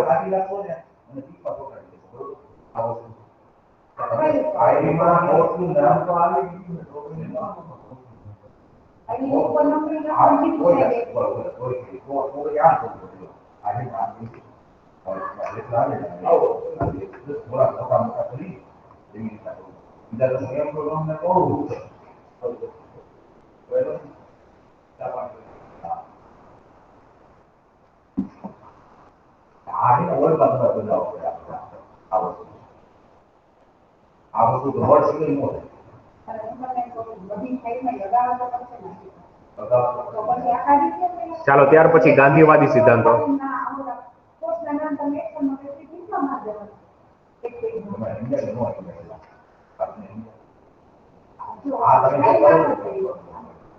ગાંધીવાદી સિદ્ધાંતો અંતર્ગત અનુચ્છેદ 40 જે કહે છે કે ગ્રામ પંચાયતની રચના કરવા માટે રાજ્ય સરકાર પગલા લેશે. ખાસ યાદ રાખજો, આ પ્રશ્ન ઘણી વાર પૂછાયેલું છે. અનુચ્છેદ 43 કુટીર ઉદ્યોગોના વિકાસ માટેની જોગવાઈનો નિર્દેશ. થોડું ધીમે બોલો. આર્ટિકલ 43 અંતર્ગત કુટીર ઉદ્યોગોના વિકાસ માટેની જોગવાઈ. ઉદાહરણ તરીકે ઘણી વખતે અમુક ગુજરાત સરકારના જ અમદાવાદ સિટી, રાજકોટ સિટી, ઘણા બધા એવા શહેરોમાં કુટીર ઉદ્યોગોના શું કહેવાય કુટીર મેલા રાજ્ય સરકાર દ્વારા સ્થાપવામાં આવે છે. તો એ લોકોને એને પ્રોત્સાહન મળે, બરાબર, તો એવા કાર્યો રાજ્ય સરકારે કરે છે. જે પ્રાચીનતમ ઉદ્યોગ છે એનો જળવાઈ રહીએ, બરાબર, અને નાશપ્રાય ના થાય એટલા માટે પણ. અનુચ્છેદ 46 અનુસૂચિત જાતિ, જનજાતિ, આદિજાતિ અને નબળા વર્ગોના શૈક્ષણિક તથા આર્થિક હિતોની અભિવૃદ્ધિ થાય એવા બાબતે પણ રાજ્ય સરકાર પગલા લેશે અને એના બાબતની અમુક યોજનાઓ છે એ પણ અમલમાં લઈ આવશે અનુચ્છેદ 46 મુજબ. 47 જે આપણે આગળ વાત થઈ ગઈ એ સમાજવાદી સિદ્ધાંત પણ છે અને ગાંધીવાદી પણ છે. ઉદાહરણ તરીકે આમાં દારૂબંધીની પણ જોગવાઈ થયેલી છે. 48 માં શું કહે છે કે ગાયો, વાછરડા અથવા અન્ય દુધાળા તેમજ ભારવાહ પશુઓની કતલ અટકાવી અને તેમની ઓલાદોની સુધારણા. ઉદાહરણ તરીકે ગોહત્યા પર પ્રતિબંધ લગાવવામાં આવેલો છે અનુચ્છેદ 48 મુજબ. અનુચ્છેદ 48 શું કહે છે કે કૃષિ અને પશુપાલનને આધુનિક અને વૈજ્ઞાનિક પદ્ધતિથી કરવાનો રાજ્ય સરકાર પ્રયત્ન કરશે. અનુચ્છેદ 48. અને આના પછી ઉદારવાદી સિદ્ધાંતો પર ગાંધીવાદી એકવાર નજર મારી લ્યો. 40, 43, 46, 47 ને 48 આ ગાંધીવાદી સિદ્ધાંતો છે. ત્યાર પછી ઉદારવાદી અથવા લિબરલ પ્રિન્સિપલ આ પણ એક્ઝામમાં ઘણીવાર પૂછાયેલા છે. અનુચ્છેદ 44 શું કહે છે? તો કે નાગરિકો માટે એક સરખો દીવાની કાયદો, સમાન સિવિલ કોડ. ઉદાહરણ તરીકે ભારતમાં ગોવા પ્રથમ છે કે જેણે યુનિફોર્મ સિવિલ કોડ લાગુ કર્યો હોય. સમાન નાગરિકત્વ ધારો 44, એટલે એકમાત્ર ગોવા રાજ્યમાં જ આ શું છે, આ કાયદો અમલમાં છે, મીન્સ કે એને લાગુ કર્યો છે. એનો ઉદ્દેશ્ય શું છે? 44, તો કે ધર્મ, જ્ઞાતિ, જાતિના આધારે વિભિન્ન સમૂહો માટેની દીવાની કાયદાની જોગવાઈઓ અલગ અલગ ન રહેતા બધાને માટે સમાન રીતે લાગુ પાડશે. એટલા માટે જેને શું કીધું? સરખો દીવાની કાયદો અથવા યુનિફોર્મ સિવિલ કોડ. 45 શું કહે છે? 6 વર્ષ સુધીની તમામ બાળકોની બાળ સંભાળ અને શિક્ષણ માટેની જવાબદારી રાજ્ય સરકાર નિભાવશે. હવામાં 6 થી 14 છે, 21 એમાં આવી જાય છે. 48 માં શું કહે છે? ખેતી અને પશુપાલનની વ્યવસ્થા એની અભિવૃદ્ધિ માટે રાજ્ય સરકાર પગલાં લેશે. 48 હમણાં જોઈ ગયા આપણે, ગાંધીવાદી સિદ્ધાંત પણ. 48 એ પર્યાવરણનું જતન અને સુધારણા તથા જંગલો અને વન્ય પશુ પક્ષીઓની રક્ષણ બાબતે પણ રાજ્ય સરકાર અને કેન્દ્ર સરકાર પગલાં લેશે. એના આધારે જ નેશનલ પાર્ક, પછી અભયારણ્યો, બરાબર, અમુક રક્ષિત વિસ્તારો વગેરે વગેરે રક્ષિત કરવામાં આવ્યા છે. 49 શું કહે છે? કે રાજ્ય ઐતિહાસિક તથા રાષ્ટ્રીય મહત્વના સ્મારકો, સ્થળો અને વસ્તુઓનું રક્ષણ કરશે અને તેના નિભાવ માટે પગલાઓ લેશે. અમુક પ્રકારના મહત્વના સ્મારકો છે, અમુક પ્રકારે દિલ્હીમાં અમુક પ્રકારના ઘાટો આવેલા છે, તો એ રાજઘાટ છે વગેરે વગેરે, તેનું પણ જાળવણી કરે છે. એવા પ્રાચીન મહત્વના સ્મારકો છે, તો એના રાજ્ય સરકાર પગલા લઈને એને જાળવણી કરે છે. 49 મુજબ. 50 મુજબ શું કહે છે? રાજ્ય ન્યાયતંત્રને કારોબારીથી અલગ કરવા માટે પણ પગલાં લેશે. ખાસ કરીને યાદ રાખજો, ન્યાયતંત્રને કારોબારીથી સ્વતંત્રતા મળે છે. અનુચ્છેદ નંબર 50 મુજબ રાજ્યનીતિનો માર્ગદર્શક સિદ્ધાંત છે. અને 51 આંતરરાષ્ટ્રીય શાંતિ અને સલામતીની અભિવૃદ્ધિ માટે પગલાં ભરવા. ઉદાહરણ તરીકે ભારત સરકાર છે, વિશ્વના દેશો સાથે MOU કરતા હોય. શેના માટે? એક તો આપણી બીજા દેશો સાથે એક તો સહકાર વધે, એકબીજા દેશોમાં શાંતિ સ્થપાય અને સલામતી વધે, એવા રાજ્ય સરકાર પ્રયત્ન કરતી રહેતી હોય છે. અનુચ્છેદ 51 મુજબ. તો અનુચ્છેદ 51 મુજબ આંતરરાષ્ટ્રીય શાંતિ અને સલામતી અભિવૃદ્ધિ વધારવી, રાષ્ટ્રો વચ્ચે ન્યાયસંગત અને સન્માનપૂર્ણ સંબંધો વિકસાવવા, આંતરરાષ્ટ્રીય કાયદા અને સંધિઓ પ્રત્યે એકબીજા દેશો આદર કરવા. ઉદાહરણ તરીકે હમણાં ભારત અને ચીનની સેનાઓ LAC થી બંને શું કહેવાય, બેકફૂટ ઉપર આવી ગઈ. એટલે ચીની સેનાઓ પોતાના LAC થી હટી ગઈ છે. તો એક પ્રકારે અનુચ્છેદ 51 આપણે ન્યાયસંગત કહેવાય છે. અને આંતરરાષ્ટ્રીય વિવાદોનું નિરાકરણ લાવવા મધ્યસ્થી કરવી અને એમાં પ્રયત્ન દાખવો.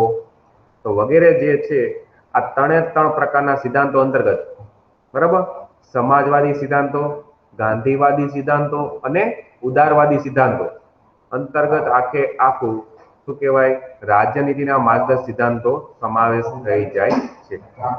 હવે તમે વાત કરી હતી કે બંધારણમાં આ સિદ્ધાંતોની ભલામણ કોણે કરેલી હતી? બંધારણ સભા અંતર્ગત આ સિદ્ધાંતોની ભલામણ કરેલી છે શ્રી BN રાવે કરી હતી ભલામણ. પણ બંધારણ બનાવતા સમયે આને એડ નહોતા કર્યા. પણ એવા સમયે તેજ બહાદુર સપ્રુ સમિતિએ આ સિદ્ધાંતો તૈયાર કરેલા હતા. બરાબર. બંધારણ બનાવતા સમયે BN રાવ, બેનિગલ નરસિંહ રાવની ભલામણના આધારે, બરાબર, તૈયાર કર્યા હતા તેજ બહાદુર સપ્રુ સમિતિએ. ખાસ યાદ રાખજો, તેજ બહાદુર સપ્રુ સમિતિએ. અને આ સિદ્ધાંતો શું કરે છે કે કોઈ પણ રાજ્યને પોલીસ રાજ્યમાંથી કલ્યાણ રાજ્ય તરફ બનવા માટે પ્રોત્સાહન પૂરું પાડે છે. હવે આમાં સુધારા થયેલા છે. DPSP માં, ડિરેક્ટિવ પ્રિન્સિપલ ઓફ સ્ટેટ પોલિસીમાં સુધારો ક્યારે થયો? પહેલો સુધારો 42મો સુધારો 1976 મુજબ અનુચ્છેદ 39માં સુધારો કરવામાં આવ્યો. 39A ઉમેરવામાં આવે છે. અનુચ્છેદ 43A ઉમેરવામાં આવ્યો અને 48A ઉમેરવામાં આવ્યો 42માં સુધારો મુજબ. જ્યારે 44માં સુધારો 1978 મુજબ અનુચ્છેદ 38માં સુધારો થયેલો અને 86માં સુધારો 2002 અંતર્ગત અનુચ્છેદ 45માં સુધારો કર્યો. બરાબર. અને 0 થી 6 વર્ષ કરી દીધું અને 6 થી 14 વર્ષ છે એ 21 એમાં જ આવ્યો. બરાબર, તો આ સુધારા થયેલા છે. 42માં, 44માં અને 86માં સુધારો ડીપીએસપી જોઈ લ્યો.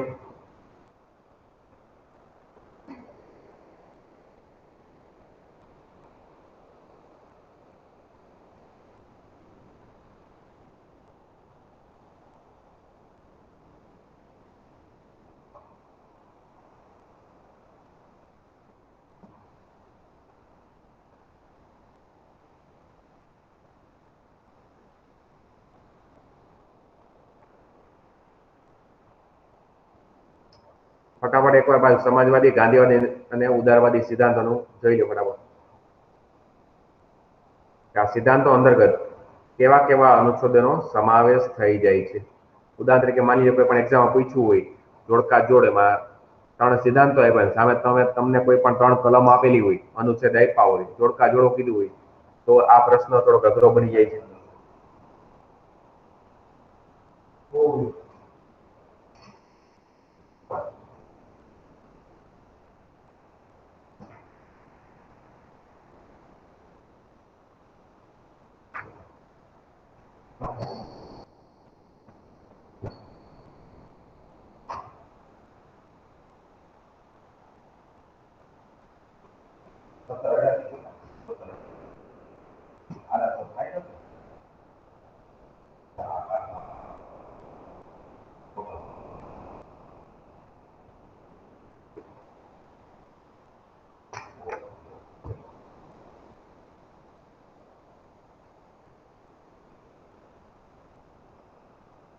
ચાલો ત્યાર પછી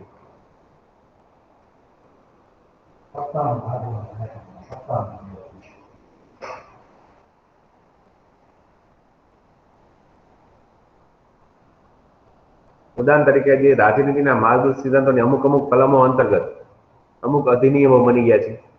ઉદાહરણ તરીકે 39 અંતર્ગત ભૂમિ સુધારણ માધ્યમથી, બરાબર, સમાન વેતન આધાર પર સમાન પરિશ્રમ અધિનિયમ 1976 બની ગયો છે. અનુચ્છેદ 40 મુજબ શું બનેલું છે કે બંધારણમાં 73મો અને 74મો સુધારો થયેલો. 41 અંતર્ગત તો કે ઔદ્યોગિક વિવાદ અધિનિયમ, ન્યૂનતમ મજૂરી અધિનિયમ, મનરેગા યોજના, ખાસ કરીને યાદ રાખજો, મનરેગા યોજના, દિવ્યાંગો માટે આરક્ષણ, વૃદ્ધો માટે પેન્શન અને માતૃત્વ સુરક્ષા યોજના વગેરે જેવી યોજનાઓ છે અનુચ્છેદ 41 મુજબ એનું નામ જાહેર કરવામાં આવી છે. 45 મુજબ તમને ખબર જ છે કે 86માં સુધારો થયેલો, જેના અંતર્ગત 0 થી 6 કરી દીધું છે. 46માં અનુસૂચિત જાતિ અને અનુસૂચિત જનજાતિ માટે શિક્ષણ સંસ્થામાં લોક નિયોજનમાં છૂટછાટ અથવા એમને રિઝર્વેશન મળેલું છે. 48 કમાં 48 એ અથવા ક મુજબ કેવી યોજનાઓ જાહેર કરેલી છે તો કે વાઘ પરિયોજના, હાથી પરિયોજના, વન્યજીવ સંરક્ષણ અધિનિયમ 1972, રાષ્ટ્રીય વન નીતિ 1988 વગેરે જેવી પરિયોજનાઓ હતી. બરાબર, જંગલોનું, પશુ પક્ષીઓનું વગેરેનું સંરક્ષણ થાય એવા પ્રયાસો થયેલા છે. 49 મુજબ આપણે વાત કરી પ્રકારે મહત્વના સ્મારક રક્ષણ અને પર્યટનને ઉત્તેજન મળે એવા ઘણા બધા પ્રયાસો થાય છે. અનુચ્છેદ 51 મુજબ પંચશીલના કરાર, ગુટ નિરપેક્ષ આંદોલનની સ્થાપના, પંચશીલના કરાર ગઈ જીપીએસસીમાં પ્રશ્ન પૂછાયેલો છે. બરાબર, યાદ રાખજો, પંચશીલના કરાર 1954માં જવાહરલાલ નહેરુ દ્વારા દર્શાવવામાં આવેલા હતા. હવે મૂળભૂત અધિકારો અને રાજ્યનીતિના માર્ગદર્શક સિદ્ધાંતો વચ્ચેનો થોડોક તફાવત જોઈ લ્યો. Difference between the fundamental rights and the directive principle of the state policy. બંને વચ્ચે શું સામ્યતા છે અથવા શું તફાવત છે? પેલું તો કે મૂળભૂત અધિકારોની પ્રકૃતિ કેવી છે? નકારાત્મક છે. અહીં નાગરિકોના અધિકારો દર્શાવી રાજ્યોને આદેશ આપવામાં આવ્યા છે કે એનો અધિકારનું ઉલ્લંઘન થવું જોઈએ નહીં.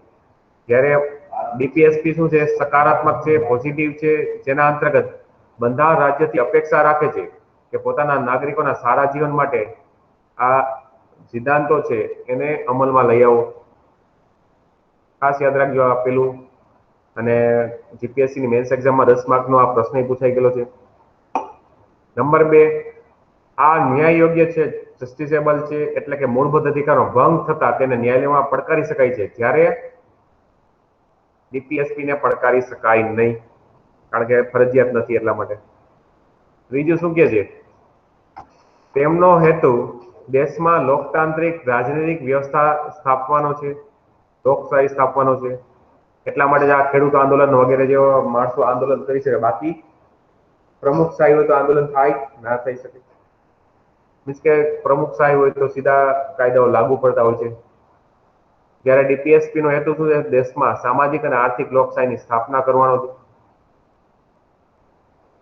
મૂળભૂત અધિકાર કાયદાથી મહત્વ વધારે છે, જ્યારે ડીપીએસપી ને નૈતિક અને રાજનૈતિક આદેશ સમાન ગણવામાં આવેલા છે. ત્યાર પછી વ્યક્તિગત કલ્યાણને પ્રોત્સાહન આપે છે, અને આ રીતે તે વૈયક્તિક સ્વતંત્ર, ઉદાહરણ તરીકે આપણે હેબિયસ કોર્પસ કીધેલું હતું, રીટ. જ્યારે સામે ડીપીએસપી માં સમુદાયના કલ્યાણને પ્રોત્સાહિત કરે છે, અને એ રીતે શું છે? સમાજવાદી છે. મૌલિક અધિકાર સાધન છે, જ્યારે રાજ્ય માર્ગદર્શક એક પ્રકારે સિદ્ધાંત. આ સાધન ના સિદ્ધાંત. મૂળભૂત અધિકારનું ક્ષેત્ર સીમિત છે, જ્યારે રાજ્યનીતિના સિદ્ધાંતો વ્યાપક પ્રમાણમાં લાગુ પાડવામાં આવતા હોય છે. 8મા નંબરે, તેમને લાગુ કરવા માટે કાયદાની આવશ્યકતા નથી, તે ખુદ લાગુ જ છે કાયદા દ્વારા. અને અમને લાગુ કરવા હોય તો કાયદા દ્વારા આવશ્યકતા છે, પણ પોતાની રીતે લાગુ પાડી શકાય નહીં, કારણ કે એમાં હાઈકોર્ટ કે ન્યાયાલયનો સહારો લઈ શકાતો નથી. 9 નંબર, ન્યાયાલય આ વાત માટે બાધ્ય છે કે કોઈ પણ અધિકારના હનનથી કાયદાને તે ગેરબંધારણીય અને અવૈધ જાહેર કરી શકાય. એટલે સંસદને સત્તા છે, ત્યારે ડીપીએસપી માં એનું ઉલ્લંઘન કરનાર કોઈ કાયદાને ન્યાયાલય ગેરબંધારણીય અને અવૈધ જાહેર કરી શકે નહીં. બરાબર. ત્યાર પછી નંબર 10 શું કહે છે કે અનુચ્છેદ 20 અને 21, અનુચ્છેદ 20 અને 21 અધિકારો સિવાયના મૂળભૂત અધિકારોને રાષ્ટ્રીય કટોકટીની ઘોષણા દરમિયાન પણ એને મોકૂફ કે સ્થગિત રાખી શકાય નહીં. એટલે રાષ્ટ્રીય કટોકટીમાં પણ 20 અને 21 કાયમ માટે ચાલુ છે, જીવવાનો બરાબર અધિકાર.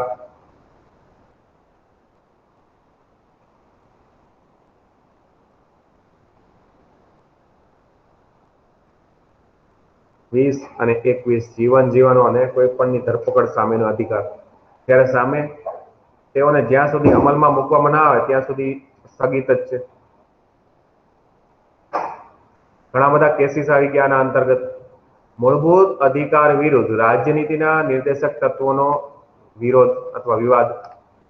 તેમાં કેસીસ આવી ગયા ચંપકમ દોરાઈજનવાદ 1951, કે જેના અંતર્ગત ડીપીએસપી અને મૂળભૂત અધિકારી વચ્ચે કોઈ પણ પ્રકારના સંઘર્ષની સ્થિતિમાં મૂળભૂત અધિકારો છે પ્રભાવી રહેશે.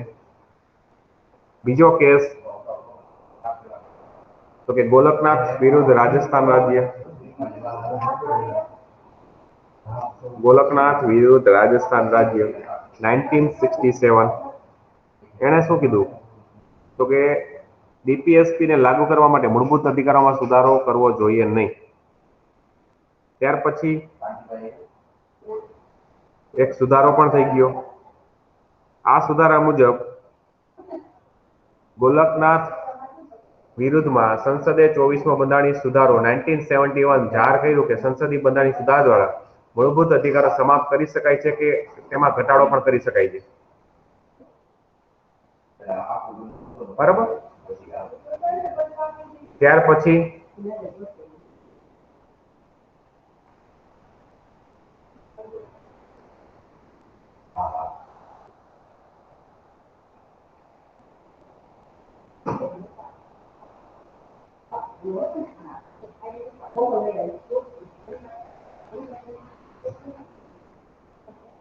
ઓકે, કાંઈ વાંધો નહીં.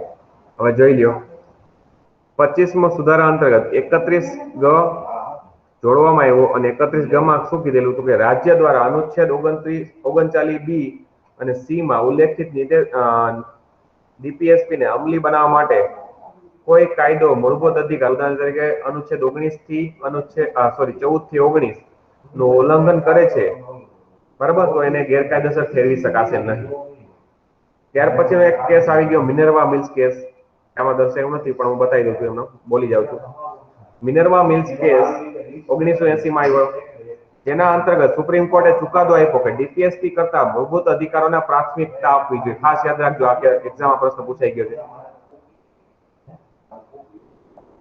મૂળભૂત અધિકારોને ડીપીએસપી ઉપર પ્રાથમિકતા આપવામાં આવેલી છે અને ડીપીએસપી અને મૂળભૂત અધિકારો વચ્ચે સંતુલન જરૂરી છે એવું પણ એમાં કીધેલું છે. એટલે આ વસ્તુ છે, આ વાદ યાદ રાખો. ઘણા બધા વાદ આવી ગયા છે.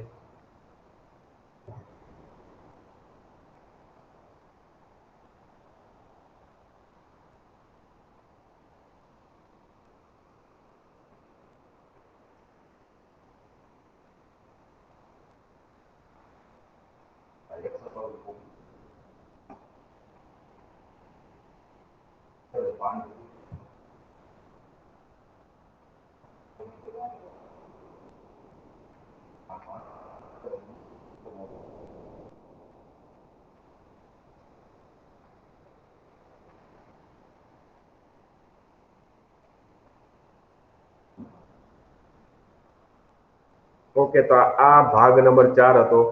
ભાગ નંબર 4 અંતર્ગત અમુક લોકોએ અમુક ટિપ્પણીઓ કરેલી છે, એ ખાલી જોઈ લઈએ આપણે. નંબર 1 જોઈએ આપણે. ડોક્ટર બાબા સાહેબ આંબેડકરે રાજ્યનીતિના માર્ગદર્શક સિદ્ધાંતોને બંધારણનું વિશિષ્ટ લક્ષણ કીધેલું અને દેશના શાસનના સિદ્ધાંતો કીધેલા છે. ખાસ યાદ રાખજો, ડોક્ટર બાબા સાહેબ આંબેડકરે, બરાબર, બંધારણનું વિશિષ્ટ લક્ષણ કીધું હોય તો રાજ્યનીતિના માર્ગદર્શક સિદ્ધાંતો છે. પછી એમપી સેતલવાડે, મોતીલાલ પી સેતલવાડે શું કીધેલું કે રાજ્યનીતિના નિર્દેશક તત્વો ન્યાયાલય માટે પ્રકાશ સ્તંભ સમાન છે. એમપી સેતલવાડે આ વસ્તુ કીધેલી છે, ખાસ યાદ રાખજો.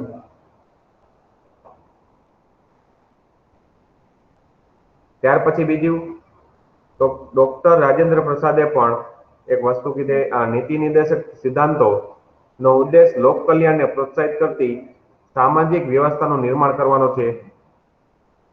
લોક કલ્યાણને પ્રોત્સાહિત કરતી સામાજિક વ્યવસ્થાનું નિર્માણ કરવાનો, એવું ડોક્ટર રાજેન્દ્ર પ્રસાદે નીતિ નિર્દેશક તત્વોની બાબતે કીધેલું. ત્યાર પછી એક અંગ્રેજ અધિકારી છે ગ્રેનવિલ ઓસ્ટિન. ગ્રેનવિલ ઓસ્ટિને નીતિ નિર્દેશક તત્વોને રાજ્યનો આત્મા સાથે સરખાવેલી છે. રાજ્યની આત્મા, ગ્રેનવિલ ઓસ્ટિન. ખાસ યાદ રાખજો, આટલી ટિપ્પણીઓ મહત્વની છે તમારા માટે. ઘણી વખતે એક્ઝામમાં પ્રશ્નો પૂછી નાખે છે. ત્યાર પછી મૂળભૂત ફરજો. મૂળભૂત ફરજો છે આપણે બંધારણમાં શરૂઆતમાં સામેલ કરેલી નહોતી, પણ એને 42માં બંધારણીય સુધારા 1976 અંતર્ગત એને સરદાર સ્વર્ણસિંહ સમિતિની ભલામણના આધારે, બરાબર, ઉમેરવામાં આવેલી. સરદાર સ્વર્ણસિંહ સમિતિએ 8 ભલામણ કરેલી હતી, 8 મૂળભૂત ફરજો, અને ભારત સરકારે, બરાબર, એને શું કરેલી, 10 મૂળભૂત ફરજો ઉમેરી સરદાર સ્વર્ણસિંહ સમિતિની ભલામણના આધારે. અને હાલમાં જોવા જઈએ બંધારણમાં તો 11 મૂળભૂત ફરજો છે. 86માં બંધારણીય સુધારા દ્વારા 11મી મૂળભૂત ફરજ, બરાબર, એડ કરવામાં આવેલી છે કે જે 6 થી 14 વર્ષના બાળકોને માતા પિતા દ્વારા શિક્ષણની તક પૂરી પાડવી.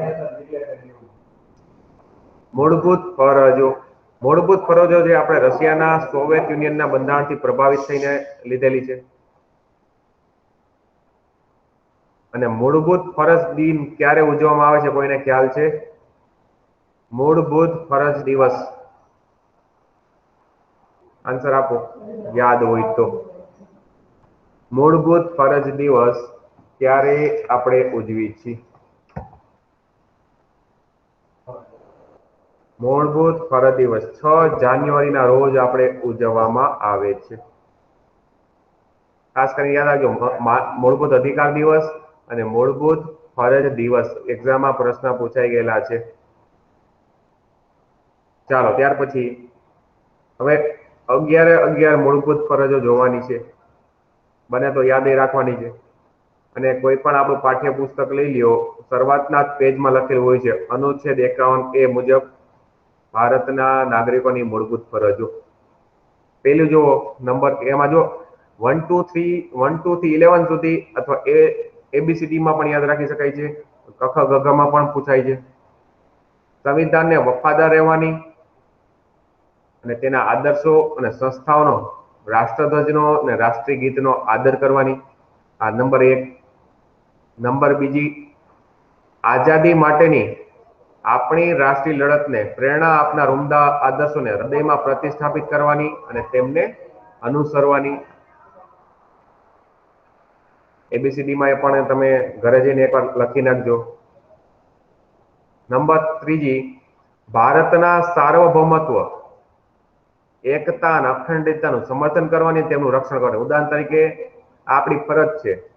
અને ગઈકાલે સંસદમાં આપણા કાયદા મંત્રી રવિશંકર પ્રસાદે પણ આ વાક્ય ઉચ્ચારેલું હતું કે ભારતના સાર્વભૌમત્વને નુકસાન થાય એવું ક્યારેય સાંખી લેવામાં આવશે નહીં. ઉદાહરણ તરીકે જે ટ્વિટર દ્વારા જે અમુક વ્યક્તિઓના પરિભાષાને બ્લોક કરવામાં નથી એવા, તો એને પણ આને ટાંકીને આપણા કાયદા મિનિસ્ટર રવિશંકર પ્રસાદે ભાષણ આપેલું હતું.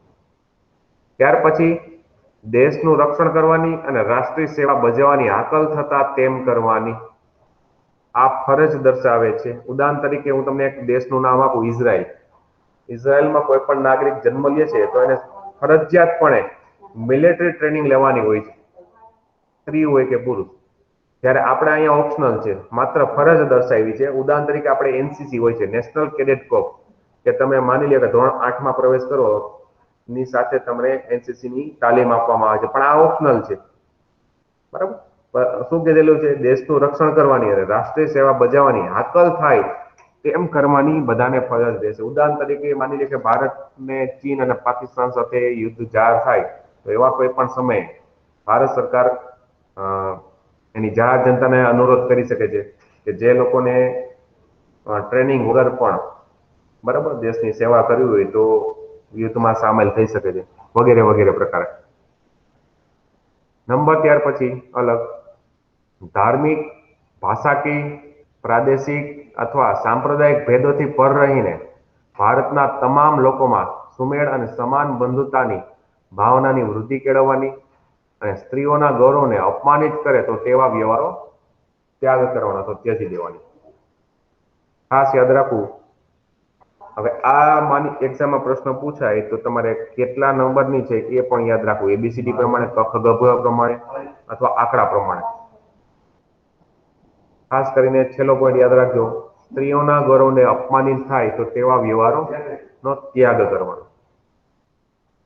ઉદાહરણ તરીકે કોઈ પણ વિદેશ મંત્રી હોય છે, એના દ્વારા આપણા નાણામંત્રી કોણ છે હાલમાં? નાણામંત્રી ભારત સરકારના. આન્સર આપો. આન્સર નહીં આપો તો મજા નહીં આવે ભાઈ. ભારત સરકારના નાણામંત્રી નિર્મલાબેન સીતારામન છે. નિર્મલાબેન દ્વારા કોઈ પણ રીતે અભિભાષણ કરવામાં આવતું હોય અને કોઈ પણ દેશની ટીકા ટિપ્પણી કરે અને અપમાન થાય તો એ ખરા અર્થમાં ભારત સરકારનું અપમાન કર્યું કહેવાય અને આપણા મૂળભૂત ફરજમાં પણ દર્શાવેલું. ત્યાર પછી આપણી સમન્વિત સંસ્કૃતિના સમૃદ્ધ વારસાનું મૂલ્ય સમજી એનું જાળવણી કરવાની. સંસ્કૃતિનું સમૃદ્ધ વારસાનું મૂલ્ય એટલા માટે, ઉદાહરણ તરીકે હું તમને એમ કહું, આના માટે આપણે પ્રેરિત થાય એટલા માટે પણ જીપીએસસી વગેરે, યુપીએસસી વગેરે જેવી એક્ઝામમાં પણ સાંસ્કૃતિક વારસો એવો ટોપિક એડ કરવામાં આવેલો છે કે જેના અંતર્ગત તમને ફરજિયાતપણે તમે આ ટોપિકને વાંચો, સમજો, બરાબર, અને એના આધારિત પ્રશ્નો પૂછાય છે અને તમને એમાં કેપેબલ થાવ. ઉદાહરણ તરીકે હું તમને એમ કહું કે ઘણા બધા આદિવાસી રાજ્યો, ઉદાહરણ તરીકે નોર્થ ઇસ્ટમાં પણ અમુક અમુક પ્રકારના તહેવારોનું આયોજન થતું હોય. તેના માટે તો એ લોકોની જે પ્રાચીન સંસ્કૃતિ છે એ જળવાઈ રહી અને એનું સમર્થન કરવામાં આવે છે. ઉદાહરણ તરીકે હું તમને કહું કે તમિલનાડુમાં જલ્લીકટ્ટુ છે, આંધ્રપ્રદેશમાં કંબાલા છે, વગેરે જેવી રેસ થાય છે. કંબાલા છે ભેંસોની રેસ થાય અને જલ્લીકટ્ટુ છે તમને ખ્યાલ છે વગેરે બળદોને દોડાવીને વગેરે આયોજન થયું. ખરા અર્થમાં પ્રાચીન સમયથી આ વસ્તુ ચાલી આવે છે. બરાબર, અને સુપ્રીમ કોર્ટ કે હાઈકોર્ટમાં ટકોર કરવામાં આવેલી હોવા છતાં પણ એને સમર્થન મળેલું છે. ત્યાર પછી જંગલો, તળાવ, નદીઓ અને વન્ય પશુ પક્ષીઓ સહિત કુદરતી પર્યાવરણનું જતન કરવાની અને તેની સુધારણા કરવાની અને તેના જીવો પ્રત્યે અનુકંપા દર્શાવવાની ફરજ છે.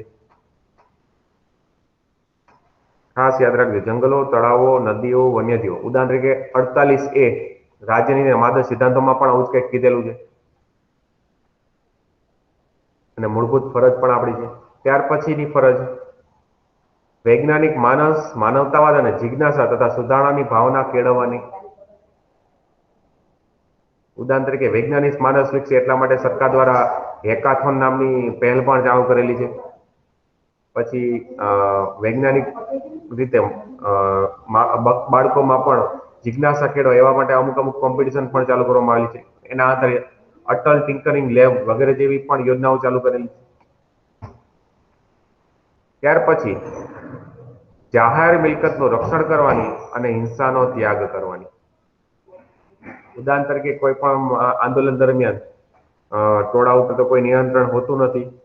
તેવા સમયે કે ઉદાહરણ તરીકે 2015માં પાટીદાર આંદોલન અંતર્ગત કે ટોળા હોય અથવા માણસો હોય, બરાબર, જાહેર મિલકતને નુકસાન પહોંચાડ્યું. ઉદાહરણ તરીકે BRTS છે, અમુક પોલીસ સ્ટેશનને નુકસાન પહોંચાડેલું. તો વગેરે જે મિલકત છે, ખરાબમાં જાહેર મિલકત છે, સરકારની મિલકત છે, બરાબર, તો એનું રક્ષણ કરવાની અથવા એનો બગાડ ના કરવાની અને હિંસા બને ત્યાં સુધી એનો ત્યાગ કરવાની.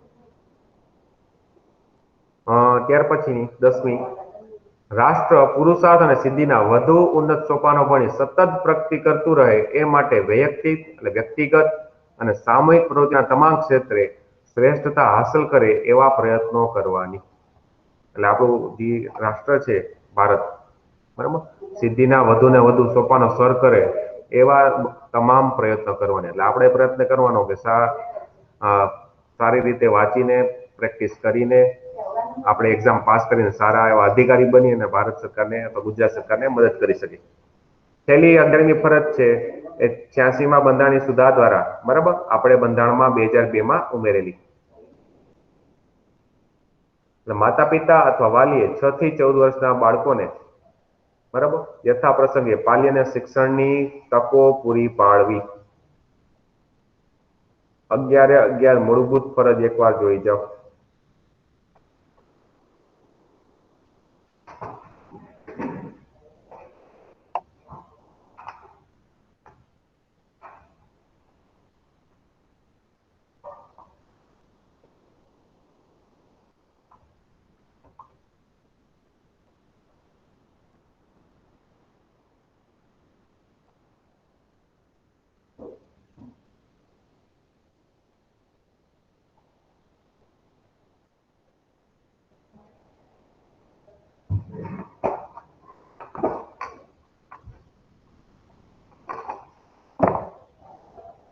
ફટાફટ એકવાર વાંચી જાઓ, પછી આપણે ભાગ નંબર 5 તરફ આગળ વધીએ.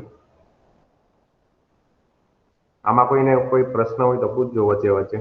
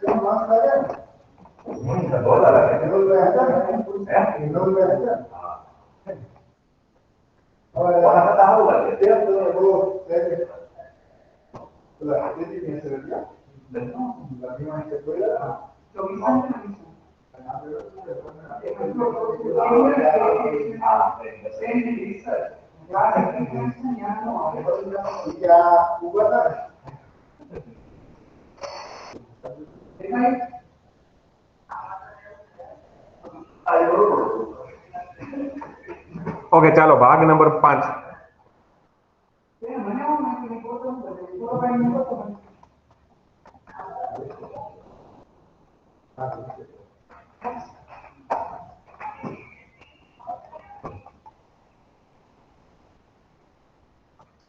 संघ सरकार के केंद्र सरकार. સંઘ સરકાર કે કેન્દ્ર સરકારમાં ખાસ કરીને જોવા જાવ તો અનુચ્છેદ 52 થી શરૂ થાય છે.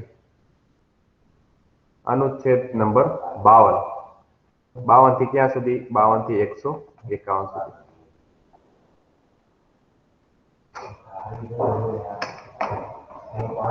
અનુચ્છેદ નંબર 52 થી 151, જેમાં રાષ્ટ્રપતિથી માંડીને તમામ પ્રકારે જે જોડાણો આવી જાય છે. કેન્દ્ર સરકારના સંસદ આવી જાય છે. લોકસભા, રાજ્યસભા વગેરે મહત્વના જે તથ્યો છે એમાં દર્શાવેલા છે.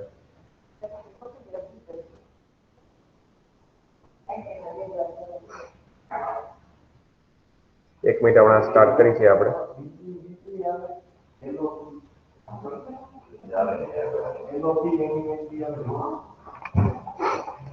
અનુચ્છેદ આવી ગયા, બરાબર. હવે હું તમને કહેવા માંગુ છું સાવ સિમ્પલ. ઉદાહરણ તરીકે પેલા હું તમને કહું કે સંસદથી શરૂ કરી, કારણ કે હાલમાં સંસદમાં જે કાર્યવાહી શરૂ છે, બરાબર, એ કાર્યવાહી અંતર્ગત અમુક પ્રકારના બિલો પાસ થતા હોય છે. અને બિલ પાસ થાય છે તો એના માટે મહત્વની ઘટનાઓ હોય છે. અને બિલ પાસ થવાને શું પ્રોસિજર છે, એમાં શું મહત્વના ભાગો ભજવાય છે, કોના દ્વારા બિલ પાસ થાય, બિલનો પ્રકાર કેવો છે, સરકારી બિલ છે, પ્રાઇવેટ બિલ છે, કેવું બિલ છે, બરાબર. તો એ વિશે આપણે પછી હમણાં ધીમે ધીમે ચર્ચા કરશું. પેલા સંસદ વિશે થોડીક માહિતી મેળવી. ઓકે, સંસદ છે સાવ બેઝિક છે, તમને ખ્યાલ જ છે, તેમ છતાં પાછું રિવિઝન થઈ જશે. સંસદમાં કોનો સમાવેશ થાય? તો કે સૌ પ્રથમ ભારતના પ્રથમ નાગરિક છે એ રાષ્ટ્રપતિ છે. તો રાષ્ટ્રપતિનો સમાવેશ થાય છે. રાષ્ટ્રપતિ પણ સંસદનો એક અભિન્ન અંગ છે. ત્યાર પછી લોકસભા અને રાજ્યસભા.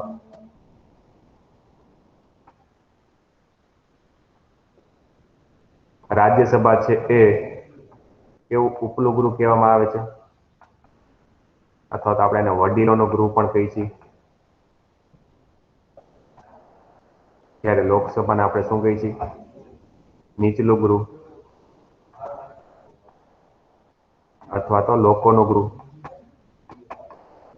અથવા તો પીપલ્સ હાઉસ ઇંગ્લિશમાં કહેવું તો પીપલ્સ હાઉસ, અને એલ્ડર્સ હાઉસ કહીએ છીએ, અથવા હાઉસ ઓફ રિપ્રેઝેન્ટેટિવ પણ કહેવામાં આવે છે.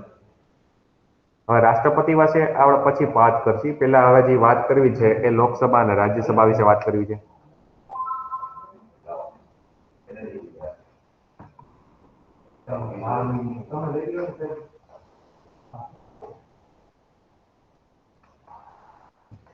લોકસભા અને રાજ્યસભા. ઓકે, ચાલો હવે જોઈએ. ખરા અર્થમાં જે રાજ્યસભા છે એ અનુચ્છેદ કયા અંતર્ગત, બરોબર, એનું નિર્માણ થયેલું છે? તો 80 મુજબ. સોરી, ઓકે, 80 આવશે કે 79 આવશે? ચાલો જે આન્સર આપો ફટાફટ. 80 કે 79? આ પ્રશ્ન પૂછાઈ ગયો છે.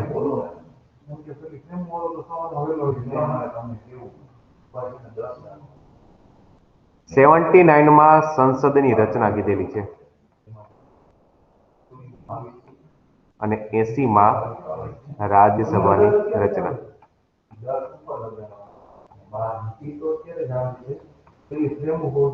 લોકસભા અનુચ્છેદ 81 મુજબ છે એની રચના. ઓકે, ત્યાર પછી બીજો મુદ્દો. લોકસભા નહીં, પણ પેલા રાજ્યસભા. રાજ્યસભા છે કેવું છે? કાયમી ગૃહ છે અથવા સ્થાયી ગૃહ છે? પણ જ્યારે લોકસભાનો દર 5 વર્ષે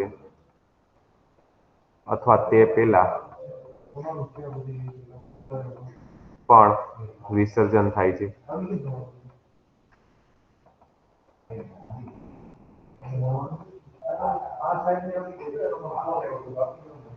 બરોબર, આ કાયમી ગૃહ છે, અને આ 5 વર્ષ અથવા એ પહેલા પણ એનું રાષ્ટ્રપતિ વિસર્જન કરી શકે છે.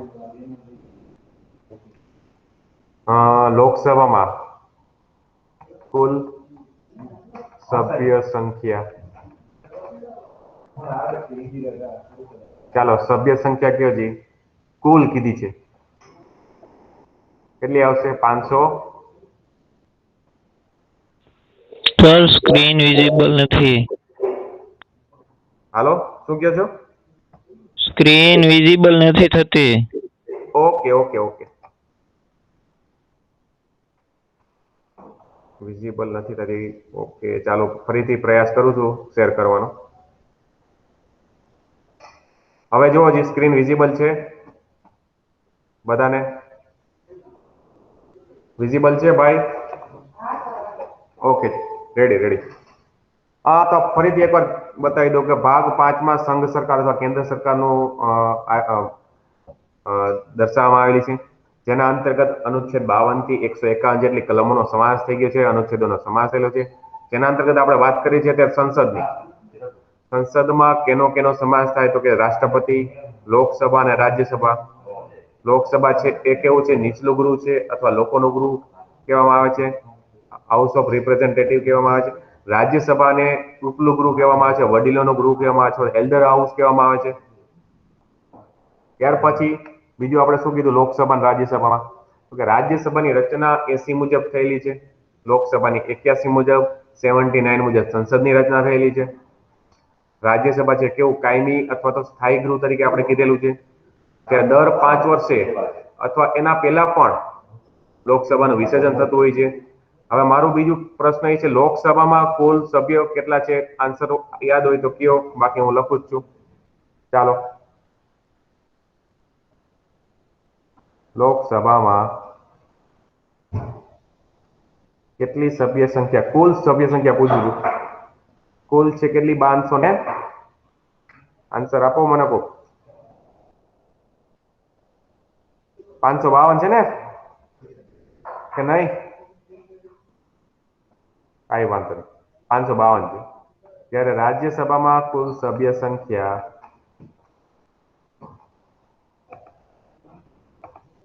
250 છે. આ 552. હવે આપણે વાત કરીએ 552 માંથી, તમે કહેશો કે ભાઈ 545 છે, વાત એ સાચી છે. આમાંથી તમે 7 સીટ બાદ કરો એટલે 545 થાય. 552 માંથી 7 છે ખરા અર્થમાં પીઓકે માટે રિઝર્વ કરેલી છે. જ્યારે પીઓકે ના સંપૂર્ણ ભાગ છે ભારતમાં સમાહિત થઈ જશે ત્યારે આ 7 સીટો એને આપી દેવામાં આવશે. જ્યારે આમાંથી 5 સીટો 245, બરાબર, એવી રીતે રાજ્યસભા અને લોકસભા માટે બે ટોટલ 12 સીટ એવી રીતે ફાળવેલી છે. હવે આનું થોડુંક ડિટેલમાં આગળ વધી.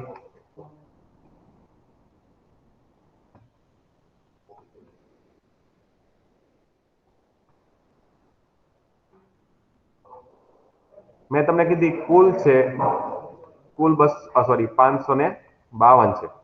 આમાં કુલ છે 250. 7 આપણે બાદ કરીએ એટલે 545 થઈ. આમાં 5 બાદ કરીએ એટલે 245 થઈ. આમાંથી હજી 2 બાદ કરું છું એટલે 543. આ 2 છે એંગ્લો ઇન્ડિયન નું પ્રભુત્વ છે. ત્યારે આમાંથી હું 12 બાદ કરું છું, નિષ્ણાત વ્યક્તિઓ છે.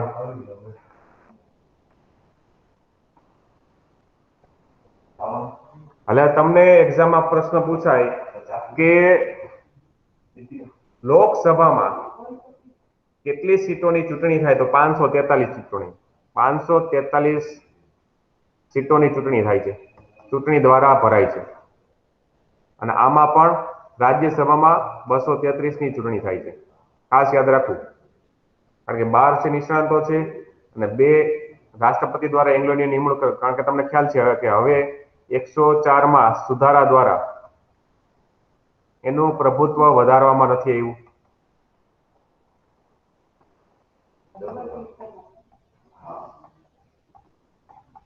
એટલા માટે હવે તમારે સમજવાનું રહે કે 25 જાન્યુઆરી 2020 થી એંગ્લો ઇન્ડિયન કોમનું પ્રભુત્વ છે હવે સમાપ્ત ગણી શકાય, કારણ કે 104માં સુધારામાં આનો કાંઈ ઉલ્લેખ કર્યો નથી.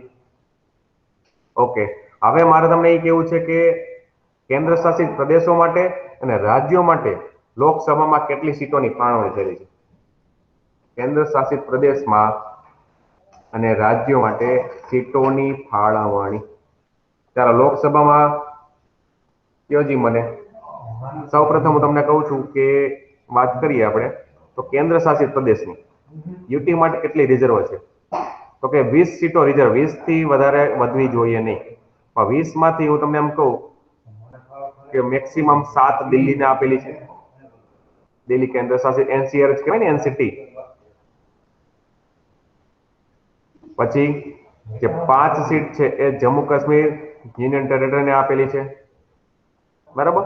ત્યાર પછી હવે ટેરેટરી જેટલી વધશે, ઉદાહરણ તરીકે જે 7 વૈદિક સોરી 7 વૈદિક સોરી 6 વૈદિક છે, 6 યુનિયન ટેરેટરી, 6 કેન્દ્ર શાસિત પ્રદેશો,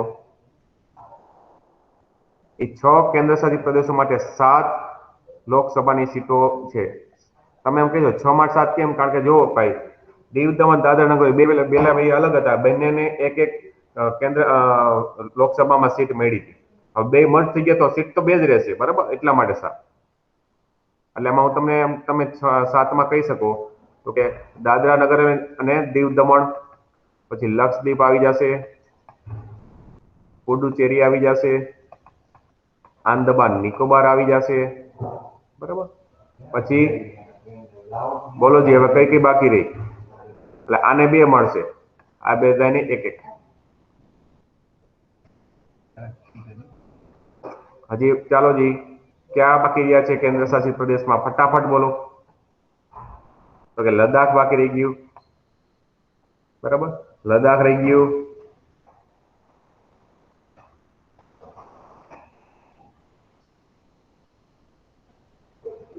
આંદામાન નિકોબાર આવી ગયું, ચંદીગઢ નથી એવું, ચંદીગઢ બોલો ભાઈ. ચંદીગઢ ના 1 એટલે ટોટલ કેટલી થઈ? 7. એટલે આ 7 સીટો છે એક કેન્દ્ર શાસિત પ્રદેશને, એટલે 7 ને 5 12, 12 ને 7 કેટલી થશે? તો કે 19. એટલે કેન્દ્ર શાસિત પ્રદેશને 19 સીટો મળેલી છે. કેન્દ્ર શાસિત પ્રદેશને 19 સીટો. 543 માંથી તમે 19 બાદ કરો જી, ચાલો બાદ બાકી કરી દી, મને આવડતું નથી બહુ. તો કે 500 ને કેટલા થશે? 24 થશે. 524 છે એ રાજ્યો દ્વારા ચૂંટણીથી ભરાય છે. એટલે રાજ્ય માટે લોકસભામાં કેટલું પ્રભુત્વ છે? તો કે 524 નું, કેન્દ્ર શાસિત પ્રદેશ માટે 19 નું. અમે ખાસ કરીને એમ કહો કે ગુજરાત રાજ્ય માટે 26 સીટો છે લોકસભામાં. ઓકે, જોઈ લેજો એકવાર ફટાફટ, અને આમાં કઈ ડાઉટ હોય તો પૂછો મને.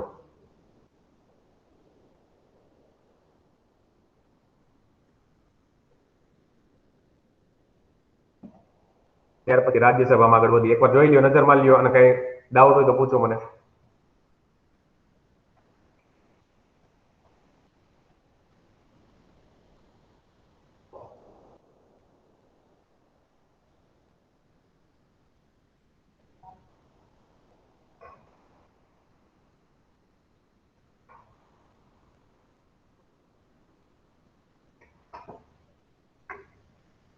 ઓકે, ચાલો રાજ્યસભાની વાત કરીએ આપણે.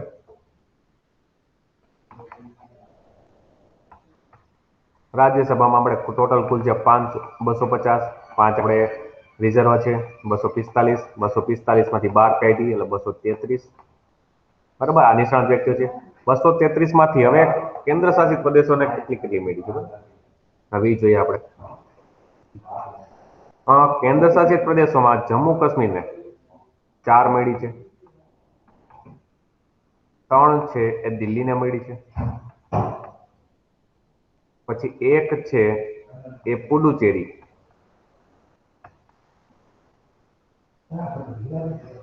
સોરી લદ્દાખ યાદ રાખજો.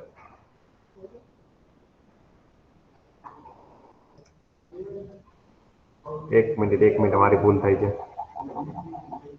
પુડુચેરી બરાબર છે. ટોટલ 8 સીટ, એટલે 233 માંથી 8 બાદ કરી એટલે 225 વધશે. 225 છે એ રાજ્યો માટે ચૂંટણીથી ભરાશે.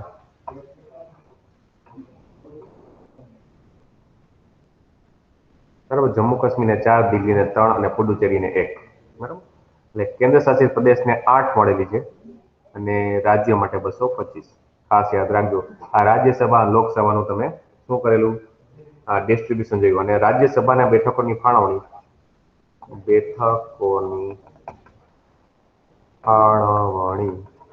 અનુસૂચિ નંબર 4 માં અહીં આપેલી છે